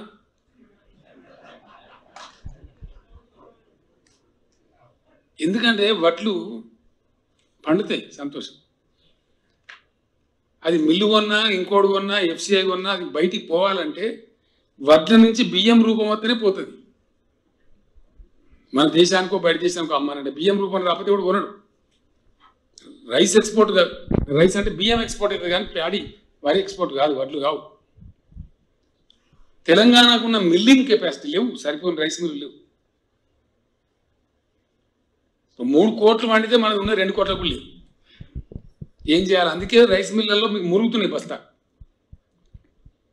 పత్తి వండితే ఎట్లయితే జిన్ని మిల్లు లేకుండా ఇప్పుడు ఈగ తెచ్చింది మనకు. తాకుడు తాకితే 3 కోట్లు వాడేవాడు, వాడు ఏం చేయాలి?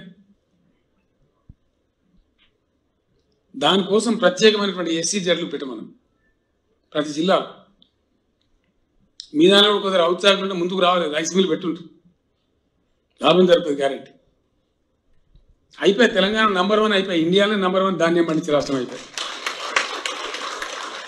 ఈ వెనుక పోతుందా? ఎంత ఎడిముడో కూడా వచ్చి వెనుక పోదు. ప్రజలే కాపాడుకుంటారు అంతే. ప్రజలు వచ్చిన తర్వాత ఆయన గొడవ కొట్టుకుంటారు. రంగనాయక్ సార్ నీళ్ళు బంద్ చేస్తుంటే మీరు ఊరుకుంటారా? ఏడుందో నానే లాగు బలకి దంచుతారు, అంతే కదా. నేను కొన్ని తొవ్వలు ఎట్లా పెడుతున్నా అంటే ఎవరు వచ్చినా తీసేయలేడిగా. కళ్యాణ లక్ష్మి బంద్ చేయమని సూతం బంద్ చేస్తాడు. రైతు బంధు బంద్ చేయమని, రైతు బీమా బంద్ చేయమని చూస్తూనే చేస్తావా? చేసి ఊళ్ళోకి వచ్చావా కొడుక? అంతే కదా. అట్లా కొన్ని మంచి పనులు, శాశ్వతంగా ఉండేటి కాంక్రీట్ పనులు చేస్తున్నాం, మనం చెయ్యాలి. ఈ దళిత వర్గం పేదరికంలో ఉండడం అనేది మనకు ఒక స్టిగ్మా, ఒక చెడ్డ పేరు. అది మన బాధ్యతనే. మన బాధ నేను లాస్ట్కి ఒకటే మాట చెప్తాను మీకు, మన బాధ ఎవరు తీర్చడు. మన ఇల్లు ఊడ్చుకోవాలి, పొద్దున్నలేకి ఉడతాం, దెబ్బ మనకు తలకాయ నొప్పి లేచింది, జ్వరం వచ్చింది, పానం వాటం లేదు, ఉడతలేదు. మన పక్కింటి వచ్చి ఉడతాడా? పొద్దున చేత కాకపోతే మళ్ళీ మూడు కొట్టంగానే మనం ఊడ్చుకోవాలి, కానీ మంది వాడు ఊడవాడు. మన ఊరిని ఎవడు బాగు చేయడు, మనమే మేల్కొని మనం బాగు చేసుకోవాలి. మన మండలాన్ని ఎవడు బాగు చేయడు, మనమే మేల్కొని మనం చేసుకోవాలి. మన కాన్స్టిట్యున్సీ ఎవడు చేయడు, చేస్తారా? మనమే చేసుకోవాలి. అట్లే మన జిల్లా, అట్లే మన రాష్ట్రం. పాకిస్తాన్ వాడు వచ్చి మనకి సాయం చేస్తారా? అమెరికాకి వచ్చి చేస్తారా? ఏ రోజుకైనా మనం చేసుకోవాల్సింది. కాబట్టి చాలా గొప్పగా చేసుకోవాలి. ఇంతసేపు అమెరికాలో గట్లుంటుందట, జపాన్లో ఎన్ని రోజులు అయిందా మీ స్టోరీలు? గజ్వేల్ కాడ మా కాన్స్టిట్యున్సీలో యాదవ్ రెడ్డి సభల ఏరియాలో ఒక అమెరికా అంటారు కానీ పాపం తండ్రి చనిపోతే వచ్చింది ఇక్కడికి కర్మ చేయడానికి. పండుకున్నాడు, పొద్దున్న లేచి తిరుగుతూ పరిచయం అవుతున్నాను. ఏంది రాండి వైకుంఠధామం, ఏంది రాండి పార్కు, పల్లె ప్రకృతి వనం, ట్రాక్టర్ వస్తుంది, వాడి చెత్త తీసుకొని పోతుండే, ఆడవాళ్ళు ఇస్తాను, మంచి నీళ్ళు మంచిగా నెల అవుతుంది, లైట్లు మంచిగా ఉన్నాయి, ఎల్ఈడి లైట్లు. మరి అమెరికాలో ఇంతగానే ఎక్కువ పాస్ ఉన్నాయి. అంతే కదా, బేసిక్ నీడ్స్ అనే తీరి, ప్రాథమిక అవసరాలు తీరి మంచిగా ఉండి ఆర్థికంగా మనం పడిష్టపడి ముందు పోయే పరిస్థితి ఉంటే అదే అమెరికా. అంతకడికి ఏమి దమ్ముంటే కాదా? ఇలా యాడ జరగని పని తెలంగాణలో జరుగుతుంది. ఎందుకు జరుగుతుంది? ఉన్న రాయన్న గ్రామ పంచాయతీ, ప్రతి గ్రామ పంచాయతీ ట్రాక్టర్ అన్న రాష్ట్రం ఉందా ఇండియా?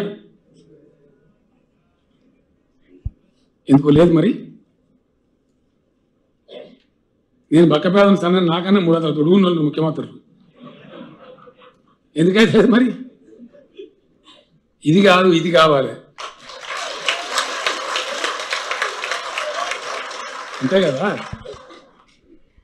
సో డెఫినెట్గా అన్ని రంగాలలో మనం పట్టుబట్టినాడు, మనం జట్టు పట్టినాడు, మనం పిడికిలు బిగించి కదిలినాడు, కంపల్సరీ రిజల్ట్స్ వస్తాయి. రిజల్ట్స్ వచ్చిన రాష్ట్రం తెలంగాణ అయ్యారు.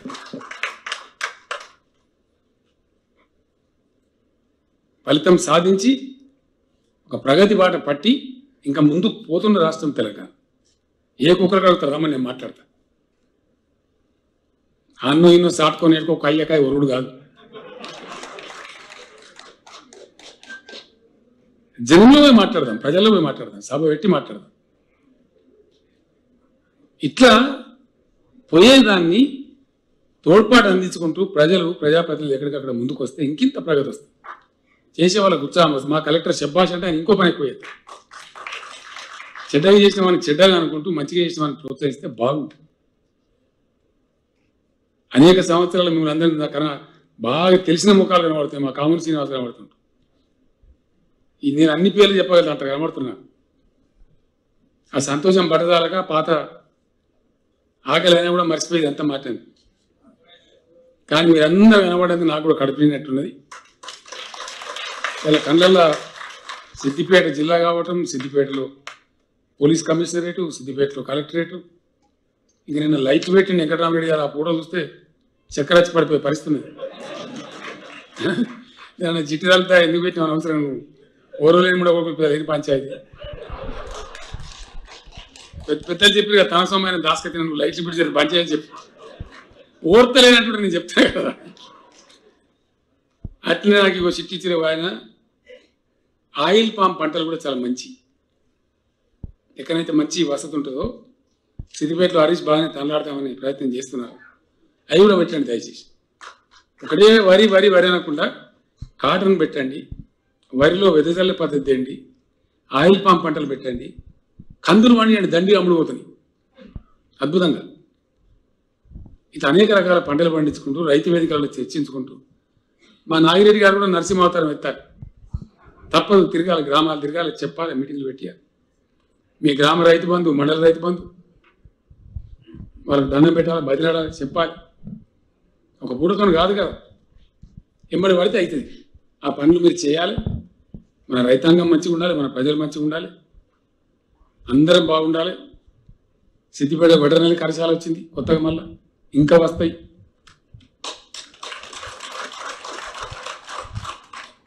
నేనే మొదట్టున్నా కదా, కాబట్టి మీరేం ఫికర్ చేసాకర్లేదు, రావాల్సిన అన్ని వస్తాయి, దాన్ని ఏం పరిశ్రమ లేదు.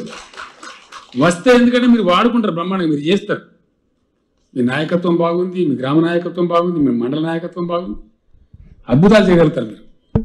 కాబట్టి చేయండి.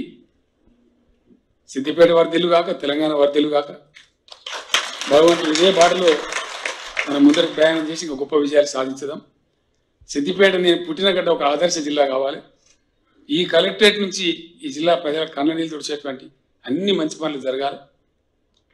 వెంకటరామరెడ్డి గారు చాలా మంచి అధికారి, చక్కగా పనిచేస్తాడు, చక్కటి అధికారి.